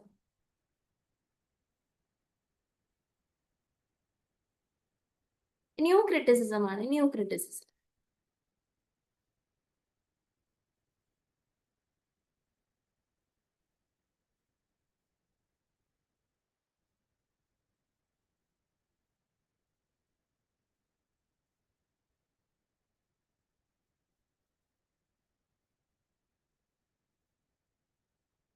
any idea? Nobody is answering. Who wrote? Sorry, which are the journals?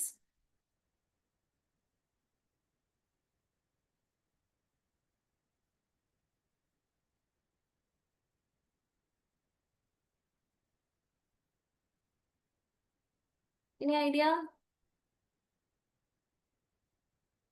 Okay, fine. No problem, no problem. നമ്മളിത് discuss ചെയ്തിട്ടില്ലല്ലോ.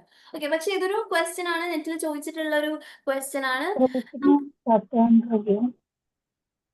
Amina, are you asking something? Okay, criterion നിങ്ങൾ കേട്ടിട്ടുണ്ടാവില്ലേ? Criterion is a periodical written by T.S. Eliot. T.S. Eliot new critic ആണോ? Scrutiny is written by F.R. Lewis. F.R. Lewisന്റെ ഒരു famous writing ആണ് scrutiny. F.R. Lewis new critic ആണോ? New ക്രിറ്റിസിസത്തിന് influence ചെയ്തിട്ടുണ്ട്, new critic ആണോ? Not a new critic. Criterion എഴുതിയ T.S. Eliot അല്ല, സ്ക്രൂട്ടിനി എഴുതിയ ആരും അല്ല, F.R. Lewis. അപ്പൊ ഇതിന് നിങ്ങൾ എലിമിനേറ്റ് ചെയ്തു. ക്രൈറ്റീരിയൻ ഒരു വർക്ക് ആയിട്ട് കൺസിഡർ ചെയ്യാൻ പറ്റില്ല, സ്ക്രൂട്ടിനിയും അല്ല. വേറെ ഏത് രണ്ട് വർക്ക്സ് ആ ഉള്ളത് ഓപ്ഷൻ വരുന്നത്? ഇങ്ങനെ എലിമിനേറ്റ് ചെയ്ത് പഠിക്കണം. ഓക്കെ, എലിമിനേറ്റ് ചെയ്തിട്ട് വേണം നമ്മൾ ഒരു ഓപ്ഷൻ കണ്ടുപിടിക്കാൻ. Yes, very good. Suhana, the answer is C. Correct. Southern Review and Kenyon Review. Okay, Kenyon Review, Southern Review, രണ്ടും ന്യൂ ക്രിറ്റിസിസത്തിന്റെ വർക്ക്സ് ആണ്. Kenyon Review was written by Ransom, J.C. Ransom എഴുതിയിട്ടുള്ള journal ആണ്. And Brooks and Warren എഴുതിയിട്ടുള്ളതാണ് Southern Review. Okay, Criterion എഴുതിയിട്ടുള്ളത് T.S. Eliot ആണ്. Scrutiny എഴുതിയിട്ടുള്ളത് F.R. Lewis ആണ്. Okay, അപ്പൊ ഒബ്വിയസ്ലി നമുക്ക് അത് ക്യാൻസൽ ചെയ്താൽ നമുക്ക് ബാക്കിയുള്ള ലെഫ്റ്റ് ഔട്ട് ആയിട്ടുള്ള option southern review and Kenyan review. So അപ്പൊ നമുക്ക് ഈസിലി സ്പോട്ട് ചെയ്യാൻ പറ്റും. അപ്പൊ കെനിയൻ റിവ്യൂ എഴുതിയിട്ടുള്ളത് J.C. Ransom ആണ്, സത്തേൺ റിവ്യൂ എഴുതിയിട്ടുള്ളത് ബ്രൂക്സ് ആൻഡ് വാരൻ ആണ്. Okay, all good. ഇതിൽ ഡൗട്ട് ഉണ്ടോ? ഇതിൽ എക്സ്പ്ലെയിൻ ചെയ്യാൻ കൂടുതലൊന്നുമില്ല. ഈ വർക്ക്സിന്റെ പേരും പഠിക്കുക, എഴുതിയ ഓർഡറും പഠിക്കുക. ഓക്കെ, ഇനിയിപ്പോ നമുക്കിത് അറിയില്ലെങ്കിൽ നമുക്ക് അറിയുന്നത്, ഇപ്പം സപ്പോസ് എനിക്കിപ്പം ഈ ക്രൈറ്റീരിയൻ എഴുതിയത് ആരാന്നറിയാം, സ്ക്രൂട്ടിനി എഴുതിയതും ആരാന്നറിയാം. ബിക്കോസ് കെനിയൻ റിവ്യൂവിനേക്കാളും സത്തേൺ റിവ്യൂവിനേക്കാളും കുറച്ചുകൂടി പോപ്പുലർ ആയിട്ടുള്ള ജേർണൽസ് ആണ് ക്രൈറ്റീരിയനും സ്ക്രൂട്ടിനിയും. ഓക്കെ, അപ്പൊ എനിക്ക് അത് രണ്ടും അറിയാം, അത് രണ്ടും ആരൊക്കെ എഴുതിയതെന്നും അറിയാം. അപ്പൊ ഞാൻ എന്താക്കും, അത് ഈസിലി ക്യാൻസൽ ചെയ്യും, എന്നിട്ട് അല്ലാത്ത ഓപ്ഷൻ സെലക്ട് ചെയ്യും. ഇങ്ങനെ വേണം നമ്മൾ MCQന് കറക്റ്റ് ആൻസർ കണ്ടുപിടിക്കാൻ അപ്രോച്ച് ചെയ്യേണ്ടത്. Okay, all good. Okay, very good. Okay, നിങ്ങൾ ഭയങ്കര റെസ്പോൺസീവ് ആണ് and I M appreciating it. Okay, good job. Next question. This is a question that will be easy. Very easy one. F.R. Lewis. F.R. Lewisന്റെ 1932 മുതൽ publish ചെയ്യാൻ തുടങ്ങിയിട്ടുള്ള, I think 1932-36 വരെ കുറച്ച് span of ടൈമിൽ ഈ ജേർണൽസ് അങ്ങനെ publish ചെയ്യുള്ളൂ. കാരണം ഈസിലി ക്രിട്ടിസൈസ് ചെയ്യപ്പെടും, എന്നിട്ട് സ്റ്റോപ്പ് ചെയ്യും, എന്നിട്ട് വേറെ പുതിയ ഇത് തുടങ്ങും. നമുക്ക് റിച്ചാർഡ് സ്റ്റീലിന്റെ ഒക്കെ കുറച്ച് ജേർണൽസ് അറിയില്ലേ, ടാറ്റ്ലർ. ഓക്കെ, അതേപോലെ തന്നെ അതും criticise ചെയ്യപ്പെട്ടിട്ടുണ്ടായിരുന്നു. So remember, Scrutiny is a journal written by F.R. Lewis. Very simple. Okay. So Scrutiny ഒരു ബ്രിട്ടീഷ് ക്രിട്ടിക്കൽ ജേർണൽ ആണ്. Okay, and F.R. Lewisന്റെ ഫോർമലിസം എങ്ങനെയാണ് ഈ ന്യൂ ക്രിറ്റിസിസമായിട്ട് ഡിഫർ ചെയ്യുന്നത്? F.R. Lewis പ്രപ്പോസ് ചെയ്തത് ക്ലോസ് റീഡിംഗ് തന്നെയാണ്. പക്ഷെ ആ ക്ലോസ് റീഡിങ്ങിലൂടെ എത്തിക്കൽ ആൻഡ് സോഷ്യൽ റെസ്പോൺസിബിലിറ്റി, അത് സൊസൈറ്റിയിൽ എന്ത് ഇമ്പാക്ട് ഉണ്ടാക്കുമെന്ന് F.R. Lewis കൺസിഡർ ചെയ്തിട്ടുണ്ടായിരുന്നു. അതുകൊണ്ടാണ് ന്യൂ ക്രിറ്റിസിസം ഡിഫർ ആവുന്നത്. F.R. Lewisന്റെ ഫോർമലിസവും ന്യൂ ക്രിറ്റിസിസവും തമ്മിലുള്ള ഡിഫറൻസ് നോക്കിയാൽ F.R. Lewisം ക്ലോസ് റീഡിംഗ് ആ പറയുന്നത്, ന്യൂ ക്രിറ്റിക്സും ക്ലോസ് റീഡിംഗ് ആ പറയുന്നത്. But F.R. Lewis looks on moral seriousness. Okay, മൊറാലിറ്റിക്ക് എത്രത്തോളം ഒരു വർക്ക് കോൺട്രിബ്യൂട്ട് ചെയ്യുന്നുണ്ട്, മൊറാലിറ്റിക്ക് എത്രത്തോളം ഒരു വർക്ക് കോൺട്രിബ്യൂട്ട് ചെയ്യുന്നുണ്ട് എന്നുള്ളത് FR ലീവ്സിന്റെ ഫോർമലിസം നോക്കിയിട്ടുണ്ടായിരുന്നു. Okay, all clear? Yes ma'am. Okay, very good. Let's move on to the next. Answering.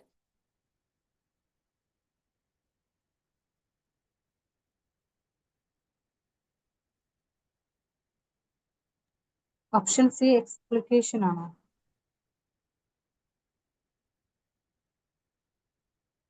എന്താണ് പറഞ്ഞത്? Can you say it once more? Option C ആണോ explication? Okay, okay, I'll explain. Allegory എന്താ?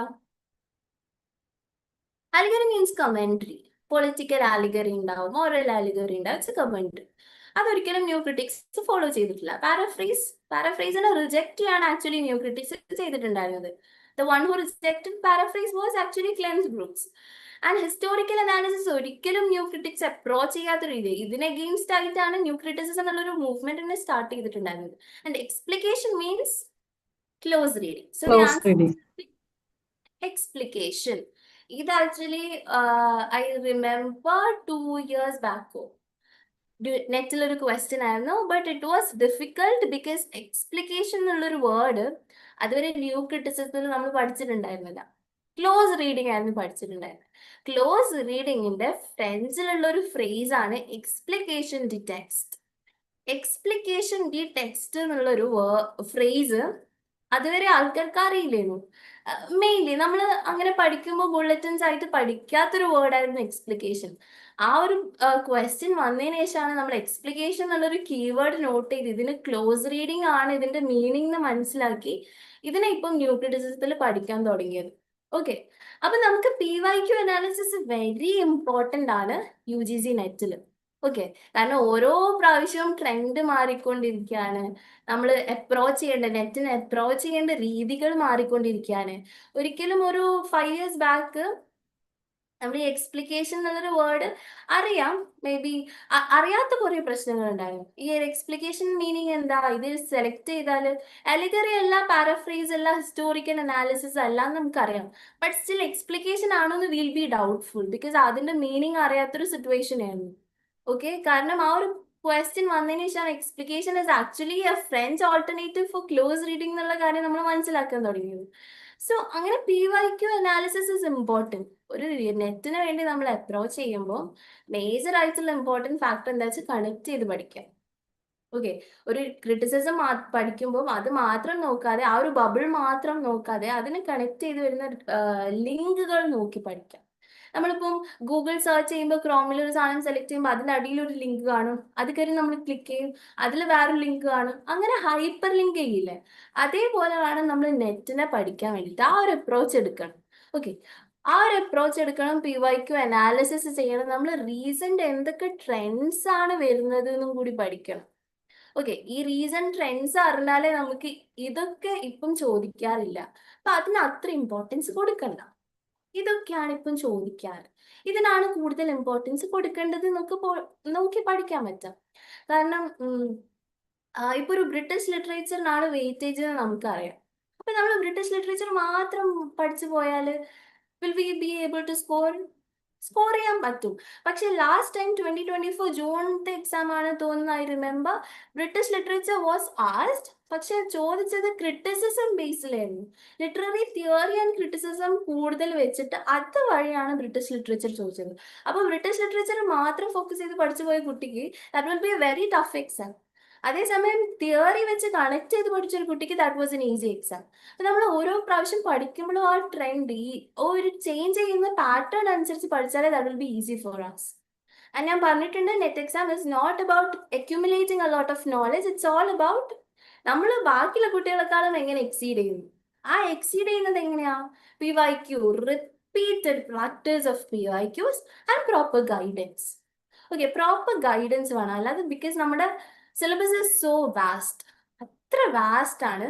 അവിടുന്ന് ഇവിടുന്ന് ഒക്കെ പഠിക്കാൻ നിന്നാൽ ഇതൊന്നും വന്നില്ലെങ്കിൽ, നമ്മൾ ഒരിക്കലും നോക്കാത്തൊരു ടോപ്പിക്കിൽ നിന്ന് വന്നെങ്കിൽ ആ എക്സാം ഒരിക്കലും നമ്മൾ പാസ്സാവാൻ പോകുന്നില്ല. അപ്പൊ പ്രോപ്പർ ഗൈഡൻസ് വേണം. നമ്മളെ ഗൈഡ് ചെയ്ത് കൊണ്ടുപോകണം. ഇന്ന ഏരിയാസിലാണ് ട്രെൻഡ്സ് ഉള്ളത്, ഇന്ന ഏരിയാസിനാണ് ചോദിക്കുക. ഇതൊക്കെയാണ് PYQs.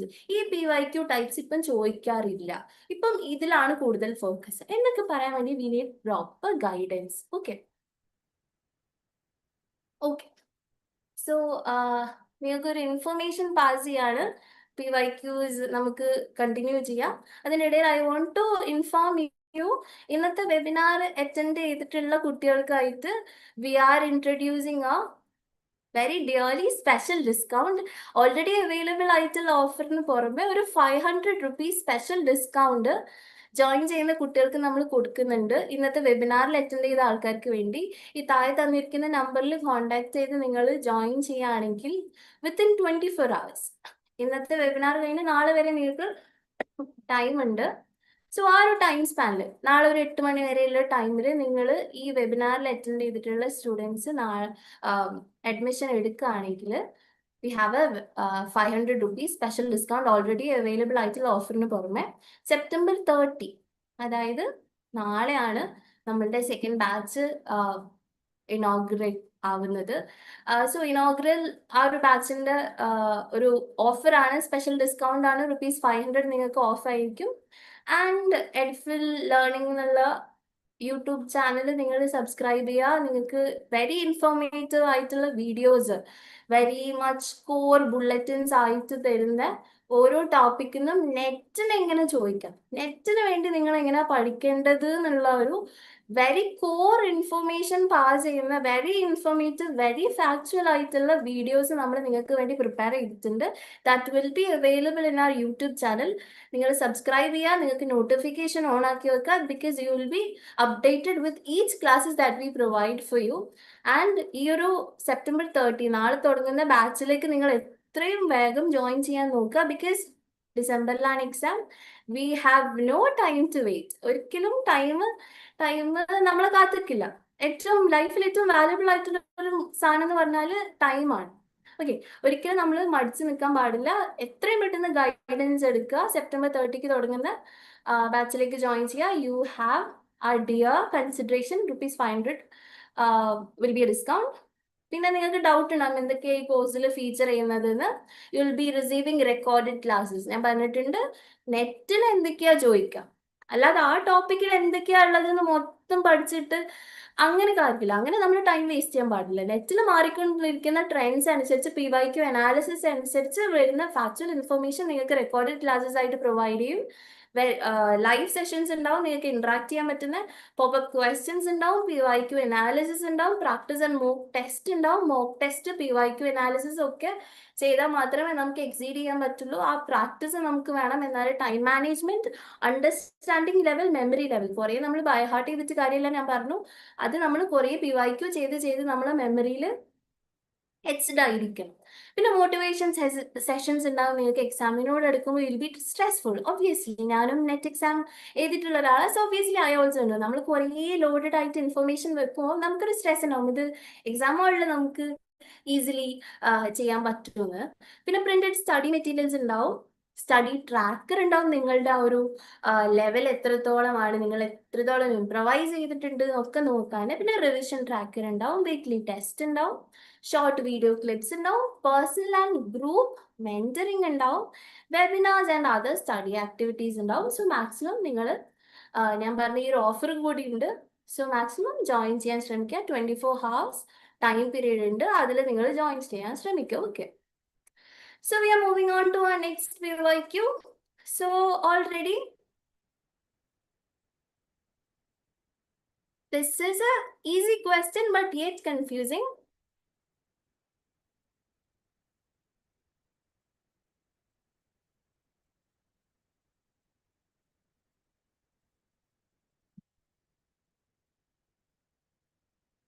Anybody answers?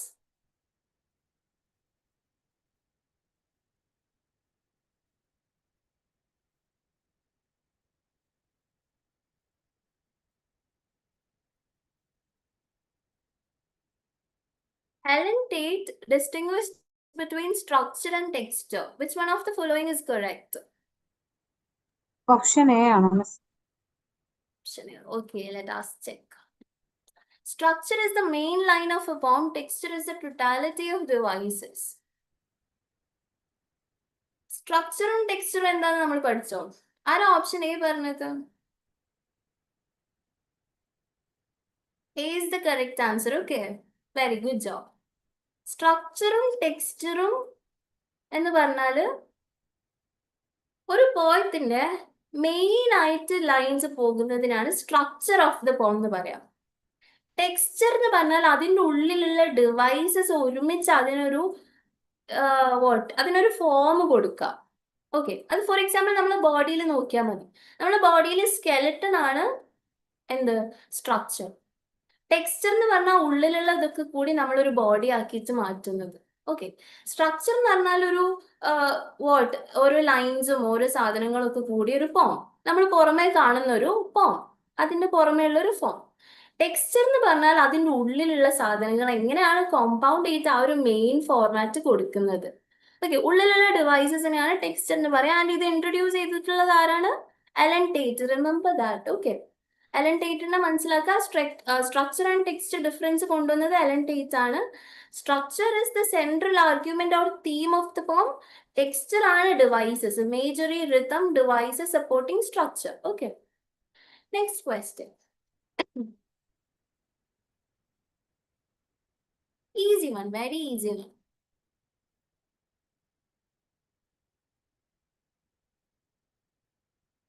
Answer please. Alan Tate ആണ്.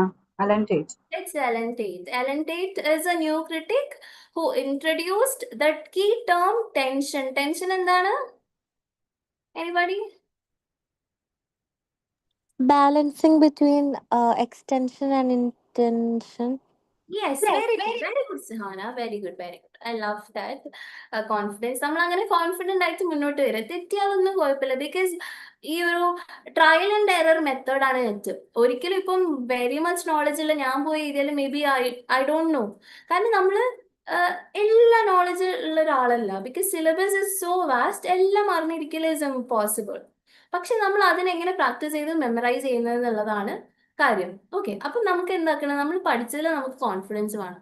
അതിപ്പോ തെറ്റോ ഇല്ല, it depends. Okay, and I congratulate Suhana for coming up and answering. So it is Alan Tate. Tension എന്ന് പറഞ്ഞാൽ എക്സ്റ്റൻഷൻ ആൻഡ് ഇന്റൻഷൻ തമ്മിലുള്ള ഒരു equilibrium.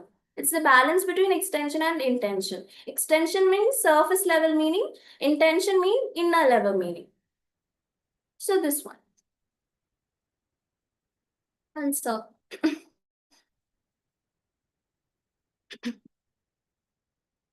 Who considered paraphrase as a hermetic? Clean's book. So Clean's Brooks. Yes. Clean's Brooks ആണ് answer. Which work, ഏത് വർക്കിലാണെന്ന് അറിയോ?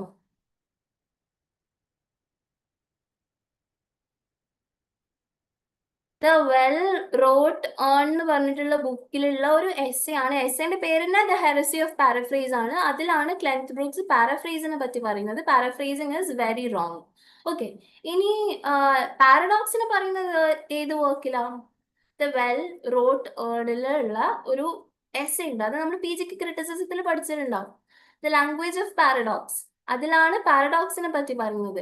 And I have a question for you. ഈ well wrought urn എന്നുള്ള ഈ ഒരു title അത് എവിടുന്ന്? ജോൺ ഡണ്ണിന്റെ canonization. Very good. The canonization John Donne പറയുന്നുണ്ട്. വെൽ റോട്ട് ഏൺ പോലെയാണ് secret love. Well wrought earn means ഒരു very well written, very well formulate ചെയ്ത ഒരു ആർട്ട് ഫോം പോലെയാണ് സീക്രട്ട് ആയിട്ടാണ് ലവ് ഉള്ളത് എന്നാണ്.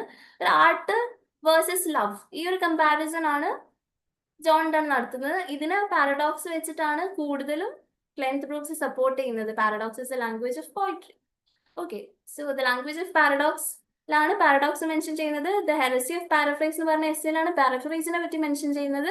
ആൻഡ് ഇതൊക്കെ ഉള്ളൊരു ബുക്കാണ് well wrought urn. Well wrought urn എന്നുള്ളൊരു ഫ്രേസ് കടമെടുത്തിരിക്കുന്നത് ജോൺ ഡണ്ണിന്റെ കാനനൈസേഷൻ എന്ന് പറഞ്ഞിട്ടുള്ള പോമാണ്. John Donne is a metaphysical poet and canonization is one of the hallmark work of metaphysical poetry. Okay, this you all know, right? So this one. Effective fallacy and intentional fallacy. Repeated question. Very repeated question of UGCNET.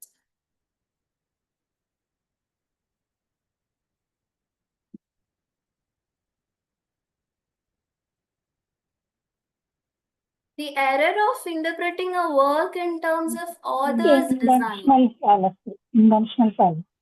Yes, very good, very good. Intentional fallacy. Intentional fallacy, effective fallacy, നമ്മൾ confused ആവാൻ പാടില്ല. Intention ആലേക്ക് authors intention. Intention author, effective reader. Okay, അങ്ങനെ short note ചെയ്തിട്ട് പഠിക്കാം. Intention authors intention, effective fallacy readers effect. അതെങ്ങനെ effect ചെയ്യുന്നു? And ഇതിനെ സപ്പോർട്ട് ചെയ്തിട്ടാണോ റിജക്ട് ചെയ്തിട്ടാണോ? സോറി, അതെ, റിജക്ട് ചെയ്താണ്. ഒരിക്കലും നമ്മൾ ഓതറിന്റെ ഇന്റൻഷൻ നോക്കി പോകാൻ പാടില്ല. ഒരു വർക്ക് റീഡേഴ്സിൽ എന്തൊക്കെ ഇമോഷൻസ് ആണ് വർക്ക് ചെയ്യുന്നത്, അവർക്ക് എന്തൊക്കെ എഫക്റ്റ് ആണ്, അവരുടെ സൈക്കോളജിക്കൽ എഫക്റ്റ് എന്താണ്. ഇപ്പൊ ഞാനൊരു ബുക്ക് വായിച്ചിട്ട് എനിക്ക് എന്തൊക്കെ ഇമോഷൻസ് ആണ് ഫീൽ ചെയ്തതെന്നൊന്നുമല്ല. We have to look, we only look for the literary devices. Who coined the term intentional fallacy? രണ്ട് റൈറ്റേഴ്സ് ഉണ്ടായിരുന്നു. അതിൽ ഒരു റൈറ്ററിന്റെ പേരാണ് ഇവിടെ കൊടുത്തിട്ടുള്ളത്. Yes, Suhana, right.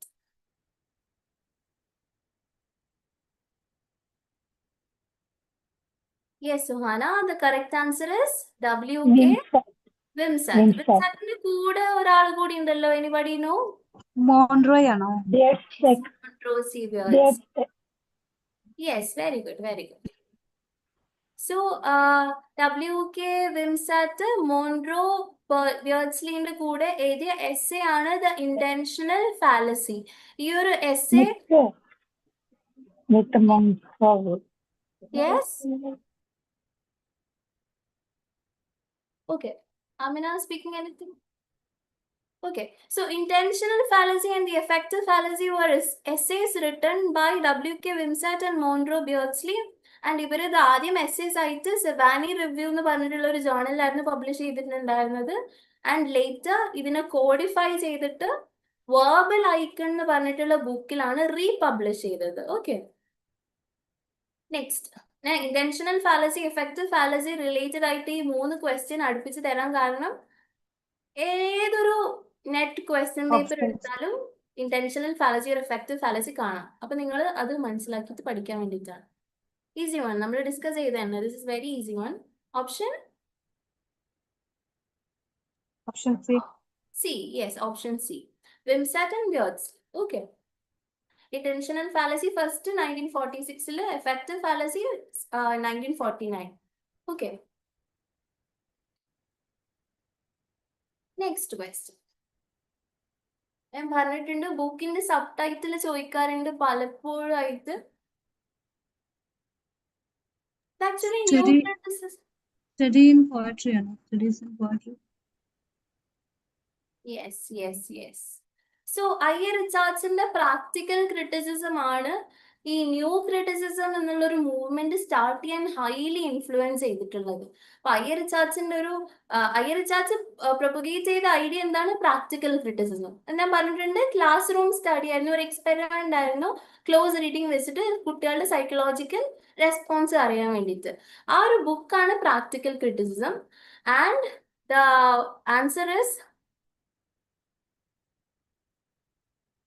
answer B, a study in literary judgment.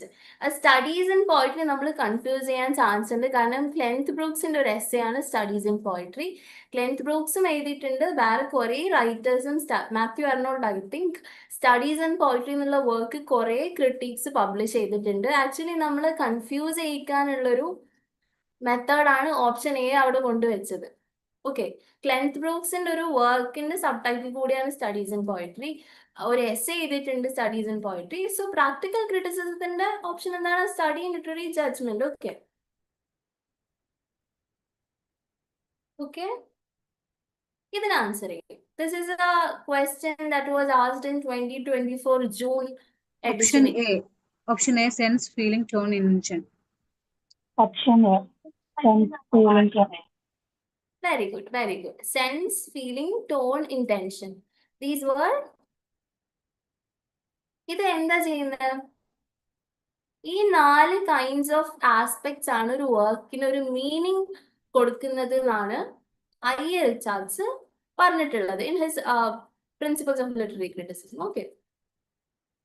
The term practical criticism was coined by whom? It's also simple. Simple.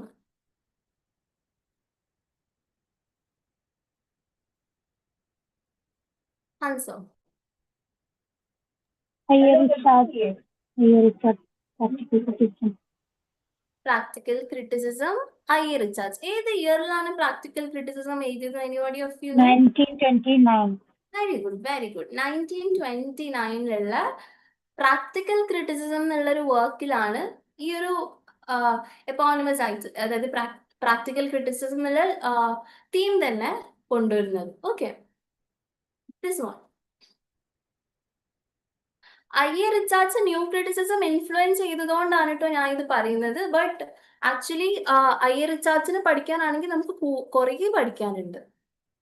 Okay. സി.കെ. ഓഗ്ഡനുമായിട്ട് ഒരു സാധനം introduce ചെയ്തിട്ടുണ്ട്, ഒരു പെർട്ടിക്കുലർ തിങ്. അതെന്താന്ന് അറിയോ? It is basic English project. ഇത് നിങ്ങൾ മനസ്സിലാക്കി വെച്ചാൽ മതി. ഓക്കെ.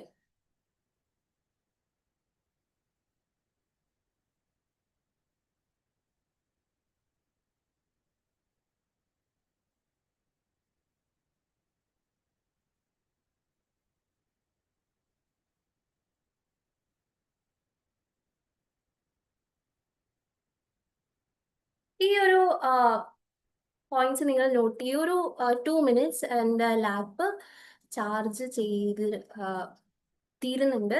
ഞാൻ ഒന്ന് കുത്തിയിട്ട് വരാം. അതുവരെ നിങ്ങൾ ഈ പോയിന്റ്സ് ഒന്ന് നോട്ട് ചെയ്യൂ. ഓക്കെ.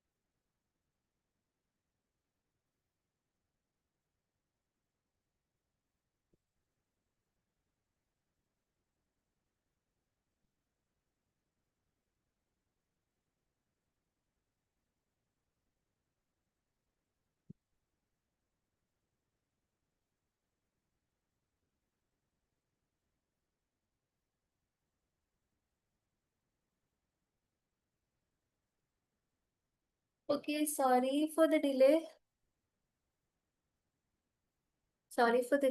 ലാപ്പ് കുറച്ച് ചാർജ് തീർന്നതായിരുന്നു. So anyway, I A. റിച്ചാർഡ്സും സി.കെ. ഓഗ്ഡനുമായിട്ട് കൊലാബറേറ്റ് ചെയ്തിട്ട് കുറെ വർക്ക്സ് ഇൻട്രൊഡ്യൂസ് ചെയ്തിട്ടുണ്ടായിരുന്നു. നമ്മൾ നോക്കിയ question, I A. Richards along with C K. Ogden introduce basic English project. I A. Richards literary critic ആണ്, പ്രിക്കേഴ്സർ ടു ന്യൂ ക്രിറ്റിസിസം നമ്മൾ ഓൾറെഡി നോക്കി. സി.കെ. ഓഗ്ഡൻ ആരാ? He's a linguist and philosopher and semiotician. Semiotician means kore meaning related study. And I A. Richards also kore meaning related study നടത്തിയിട്ടുള്ള ഒരാളാണ്. ഐ.എ. റിച്ചാർഡ്സും സി.കെ. ഓഗ്ഡനും കൂടിയിട്ട് ചേർന്നിട്ട് basic English, a general introduction with rules and grammar എന്ന് പറഞ്ഞൊരു ഇംഗ്ലീഷിന്റെ ഒരു manifesto book പോലെ ഒരു സാധനം ഇറക്കിയിട്ടുണ്ടായിരുന്നു. വെരി കോർ വേർഡ്സ് മാത്രം യൂസ് ചെയ്തിട്ട്. അത് നിങ്ങൾ മനസ്സിലാക്കി വെക്കുക, മൈൻഡിൽ കയറ്റാൽ മതി. ഓക്കെ. പിന്നെ ദ ഫൗണ്ടേഷൻസ് ഓഫ് എസ്തെറ്റിക്സ് എന്നുള്ളൊരു വർക്ക് ഉണ്ടായിരുന്നു. അതും ഇവർ രണ്ടുപേരും കൂടി എഴുതിയതാണ്. The meaning of meaning. The meaning of meaning written in 1923. Semantic triangle എന്നുള്ളൊരു കോൺസെപ്റ്റ് ഐ.എ. റിച്ചാർഡ്സ് കൊണ്ടുവന്നിട്ടുണ്ടായിരുന്നു. ഈ ഒരു ഇൻഫർമേഷൻ നോക്കി വെക്കാം. ഓക്കെ, ഇതിനൊന്നും കൂടുതൽ എക്സ്പ്ലനേറ്ററി പറയാനില്ല. ഇതൊക്കെ ഫാക്ട്സ് മുന്നേ ചോദിച്ചിട്ടുള്ളതാണ് IR റിച്ചാർജ് റിലേറ്റഡ് ആയിട്ട്. Okay okay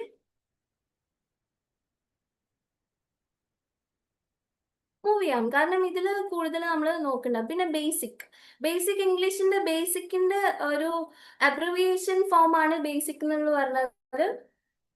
British American scientific international commercial English. ഈ കുറച്ച് ഏരിയാസിൽ നിന്ന് 850 വേർഡ്സ് വെച്ചിട്ട് ഒരു ബേസിക് ഇംഗ്ലീഷിനുള്ള ഒരു ഡിക്ഷണറി പോലെ ഉണ്ടാക്കിയ ഒരു പ്രോജക്റ്റ് ആണ് basic English project. For just your information. Okay, next question for U.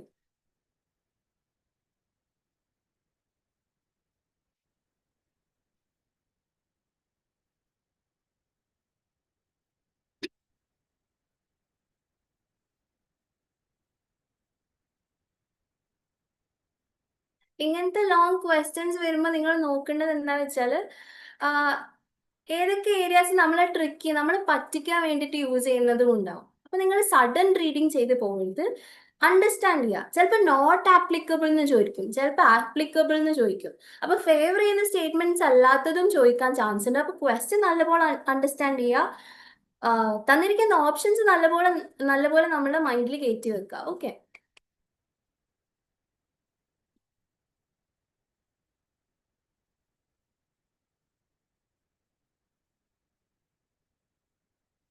so anybody answering? Which of the following is applicable? Option A ആണോ? It draws considerably from the works of I.A. Richards and the critical essays of T.S. Eliot. Okay, some of its concepts are preempted by F.R. Lewis. It distinguishes between literary and scientific usage of language. It encourages an extensive exploration. Options ഉണ്ട്, sorry ഈ slide കാണിച്ചില്ല. ഇതിൽ ഒന്ന് മാത്രമല്ല, കുറച്ചധികം options ഉണ്ട്.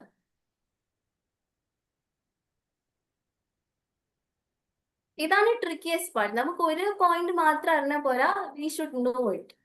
അതെന്ത് ചെയ്യേണ്ടത്? ഇല്ലാത്ത പോയിന്റ്സ് കട്ട് ചെയ്ത് ഒഴിവാക്കാം.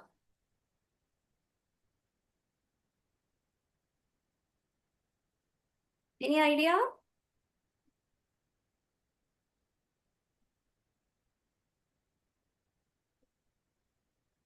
One, two, three.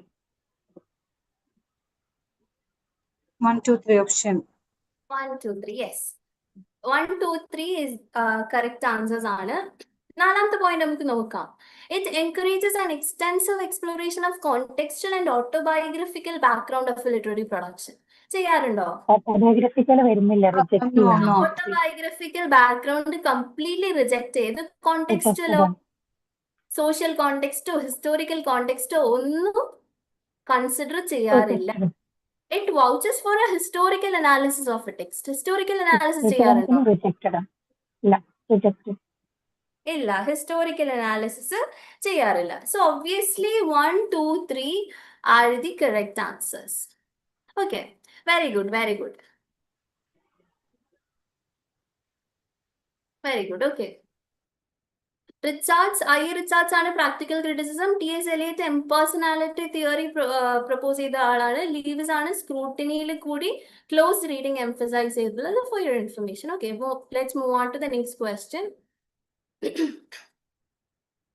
Oh, this one, option A യും B യും നോക്കി കഴിഞ്ഞാൽ I'll provide C and D. Okay. Arrange the following. Chronology very important ആണ്. റീസെന്റ് ടൈംസിൽ ഹൈലി അക്ലെയിം ആയിട്ട് ചോദിച്ചുകൊണ്ടിരിക്കുന്ന ഏരിയ ആണ് ക്രോണോളജി. അത് ഓതേഴ്സിന്റെ വർക്ക്സ് ആയിക്കോട്ടെ, വാട്ട് എവർ തിയറീസ് ആയിക്കോട്ടെ, chronology is very important. Okay,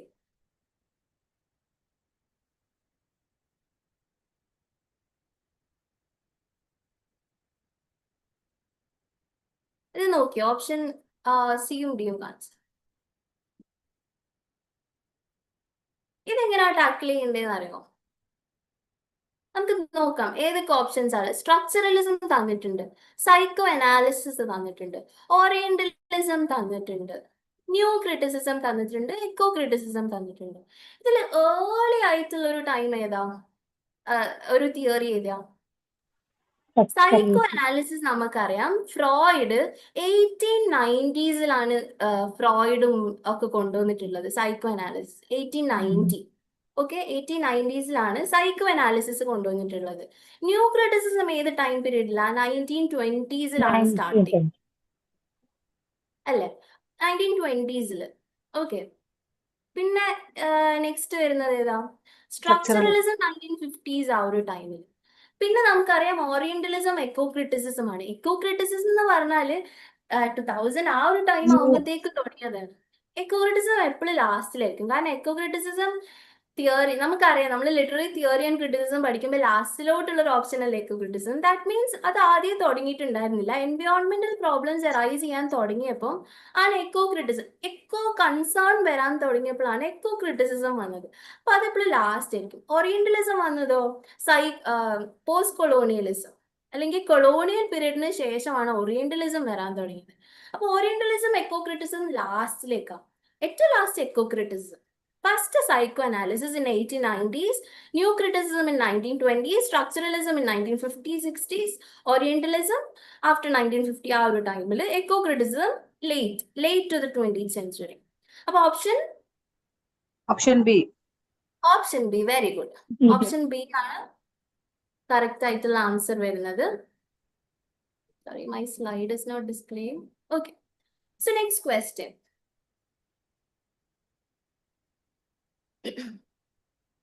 ഇതാണ് ലാസ്റ്റ് ക്വസ്റ്റ്യൻ. നമ്മൾ വൈൻഡ് അപ്പ് ചെയ്യാണ്. ഈ ഒരു ഇൻഫർമേഷൻ ആണ്. ഓക്കെ, ഇത് നമ്മൾ ക്രിറ്റിസിസത്തിനെ പറ്റി പഠിച്ചിട്ട് സമ്മറി ഒന്നും കേട്ടിട്ട് കാര്യമില്ല. This is actually information about a writer.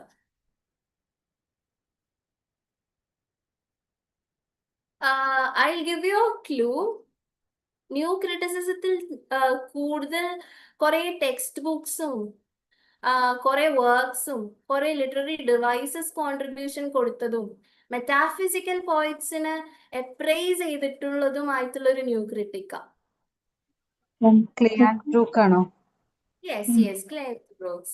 ക്ലെയൻത്ത് Brooks ആണ്.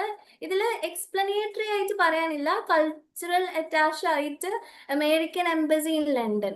Okay, Cleanth Brooks cultural attache position അതായിട്ട് നിന്നിട്ടുണ്ടായിരുന്നു ക്ലെയൻത്ത് ബ്രൂക്സ്. ഇതൊരു PYQ ആണ്. സോ റിമെമ്പർ ചെയ്ത് വെക്കുക.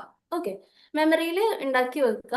കൾച്ചറൽ അറ്റാച്ച് ആയിരുന്നു 1964 to 66 ക്ലെയൻത്ത് ബ്രൂക്സ്. ഓക്കെ, ഇത് ഓക്കെ അല്ലേ? ഇതുവരെ ഓക്കെ അല്ലേ? സോ നമ്മൾ ലാസ്റ്റ് PYQ. ഓക്കെ, ഈ ഒരു സെഷനിൽ എനിക്ക് തോന്നുന്നു മേജർ ടേക്ക് അവേസ് ആയിട്ട് നിങ്ങൾക്ക് എടുക്കാൻ പറ്റുന്നതാണ് close reading, heresy of paraphrase, paradox, Cleanth Brooks, Allen Tate, tension, explication, close reading. ഇതൊക്കെ കണക്ട് ആയി ഞാൻ വിശ്വസിക്കുന്നു. All good? ഈ ഒരു ക്വസ്റ്റ്യൻസ് വന്നാൽ നിങ്ങൾ ഈസിലി സ്കോർ ചെയ്യില്ലേ? ഇൻഷാല്ലാ, യെസ്. സോ ഈ ഒരു ഏരിയനെ പറ്റി നിങ്ങൾക്ക് ഡീപ്പായിട്ട് കുറച്ചും കൂടി നോളജ് വേണമെങ്കിൽ നിങ്ങൾ ഓരോ റൈറ്റേഴ്സിനെ എടുക്കുക, അവരുടെ അതർ റൈറ്റിംഗ്സ് നോക്കുക, അവർ ഏതൊക്കെ റൈറ്റേഴ്സ്. ഇപ്പം ഇങ്ങനെയും ചോദിക്കാം, വെൽ റോട്ട് ആണ് അല്ലെങ്കിൽ ലാംഗ്വേജ് ഓഫ് പാരഡോക്സ് എന്നുള്ള എസ്സേയിൽ ക്ലെയൻത്ത് ബ്രൂക്സ് ഏതൊക്കെ ഓതേഴ്സിനെയാണ് മെൻഷൻ ചെയ്തിട്ടുള്ളത്, ഏതൊക്കെ റൈറ്റേഴ്സിനെയാണ് മെൻഷൻ ചെയ്തിട്ടുള്ളത് എന്ന് ക്വസ്റ്റ്യൻ ചോദിക്കാം. ഓക്കെ, സോ അതൊക്കെ നമ്മൾ പ്രിപ്പയർ ചെയ്തിരിക്കണം. ആരൊക്കെ മെൻഷൻ ചെയ്ത് കുറച്ച് പേര് ഞാൻ പറഞ്ഞുതരാം. വില്യം വേർഡ്സ്വർത്തിനെ മെൻഷൻ ചെയ്തിട്ടുണ്ട്. അലക്സാണ്ടർ പോപ്പിന്റെ എസ്സേസ് ഓൺ മാൻ പരാമർശിച്ചിട്ടുണ്ട്. ദെൻ ജോൺ ഡണ്ണിനെ പരാമർശിച്ചിട്ടുണ്ട്. സോ അതേപോലെ ഏതൊക്കെ റൈറ്റേഴ്സിനെ ഉള്ളത് നോക്കുക. TS എലിയറ്റിന്റെ impersonality, objective correlativity, unification of sensibility, dissociation of sensibility, ഇതൊക്കെ ഇങ്ങനെ കണക്ട് ചെയ്ത് പഠിക്കാം. ഓക്കെ, അയ്യർ റിച്ചാർഡ്സിന്റെ പ്രാക്ടിക്കൽ ക്രിറ്റിസിസം, FR ലീവിസിന്റെ formalism, Victor Shklovsky, Roman Jakobson ഒക്കെ ഇൻക്ലൂഡ് ചെയ്തിട്ടുള്ള റഷ്യൻ ഫോർമലിസം, അയ്യർ റിച്ചാർഡ്സും CK ഒഗ്ഡനും എഴുതിയിട്ടുള്ള ബേസിക് ഇംഗ്ലീഷ്, ഇതൊന്നും ന്യൂ ക്രിറ്റിസിസത്തിന്റെ ബബിളിലുള്ളതല്ല, പക്ഷെ നമ്മൾ ലിങ്ക് ചെയ്ത് പഠിച്ചതാണ്. അതുകൊണ്ട് എന്താ നമുക്ക് കുറെ എക്സ്ട്രാ ഇൻഫോസ് കിട്ടി.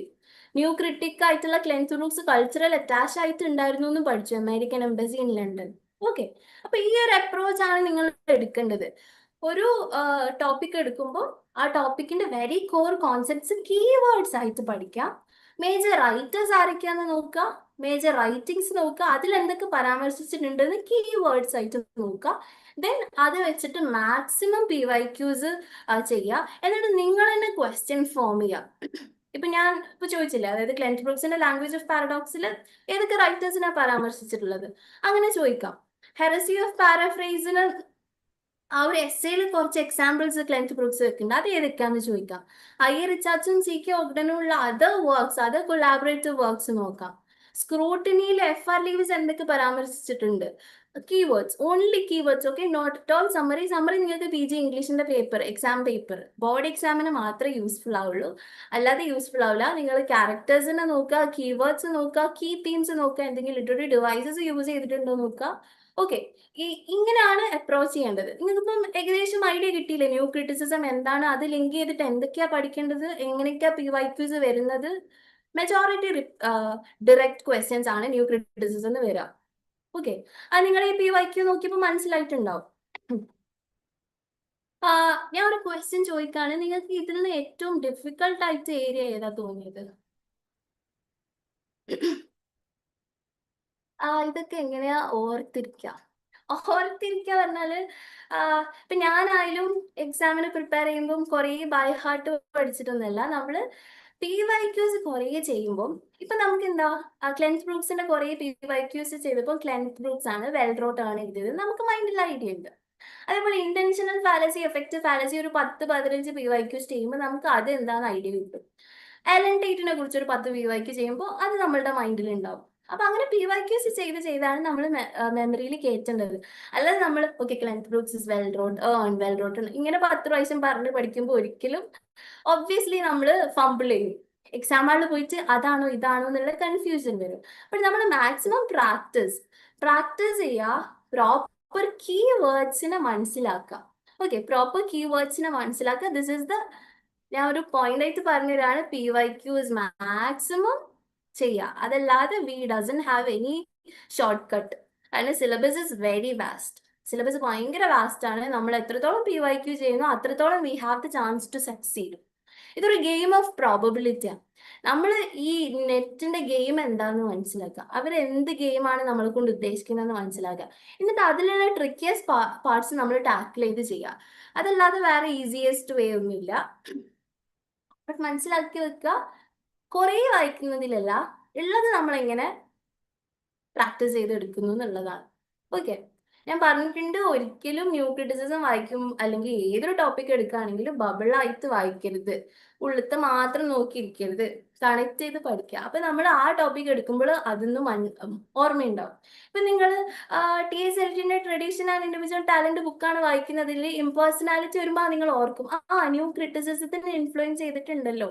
അങ്ങനെ കണക്ട് ചെയ്ത് പഠിക്കുമ്പോൾ നമുക്ക് ഒരുപാട് അത് മെമ്മറിയിൽ കയറ്റാൻ പറ്റും. ഓക്കെ, ഇതൊക്കെ ടിപ്സ് ആണ്. പിന്നെ ഓരോരുത്തർക്കും ഓരോ വേ ഓഫ് സ്റ്റഡി ഉണ്ട്, അത് നിങ്ങൾ യൂട്ടിലൈസ് ചെയ്യുക. നിങ്ങളുടെ ഏരിയ ഓഫ് കോൺസെൻട്രേഷൻ എവിടെ നിങ്ങൾക്ക് കൂടുതൽ ചെയ്യാൻ പറ്റുന്നത് നോക്കാം. ഓക്കെ, ഓരോരുത്തർക്കും ഓരോ സ്പെസിഫിക് ഏരിയ ഉണ്ടാവും ഫേവറേറ്റ് ആയിട്ടുള്ള. ഇപ്പൊ എനിക്ക് ക്രിറ്റിസിസം ആൻഡ് തിയറി ഈസിയാണ്.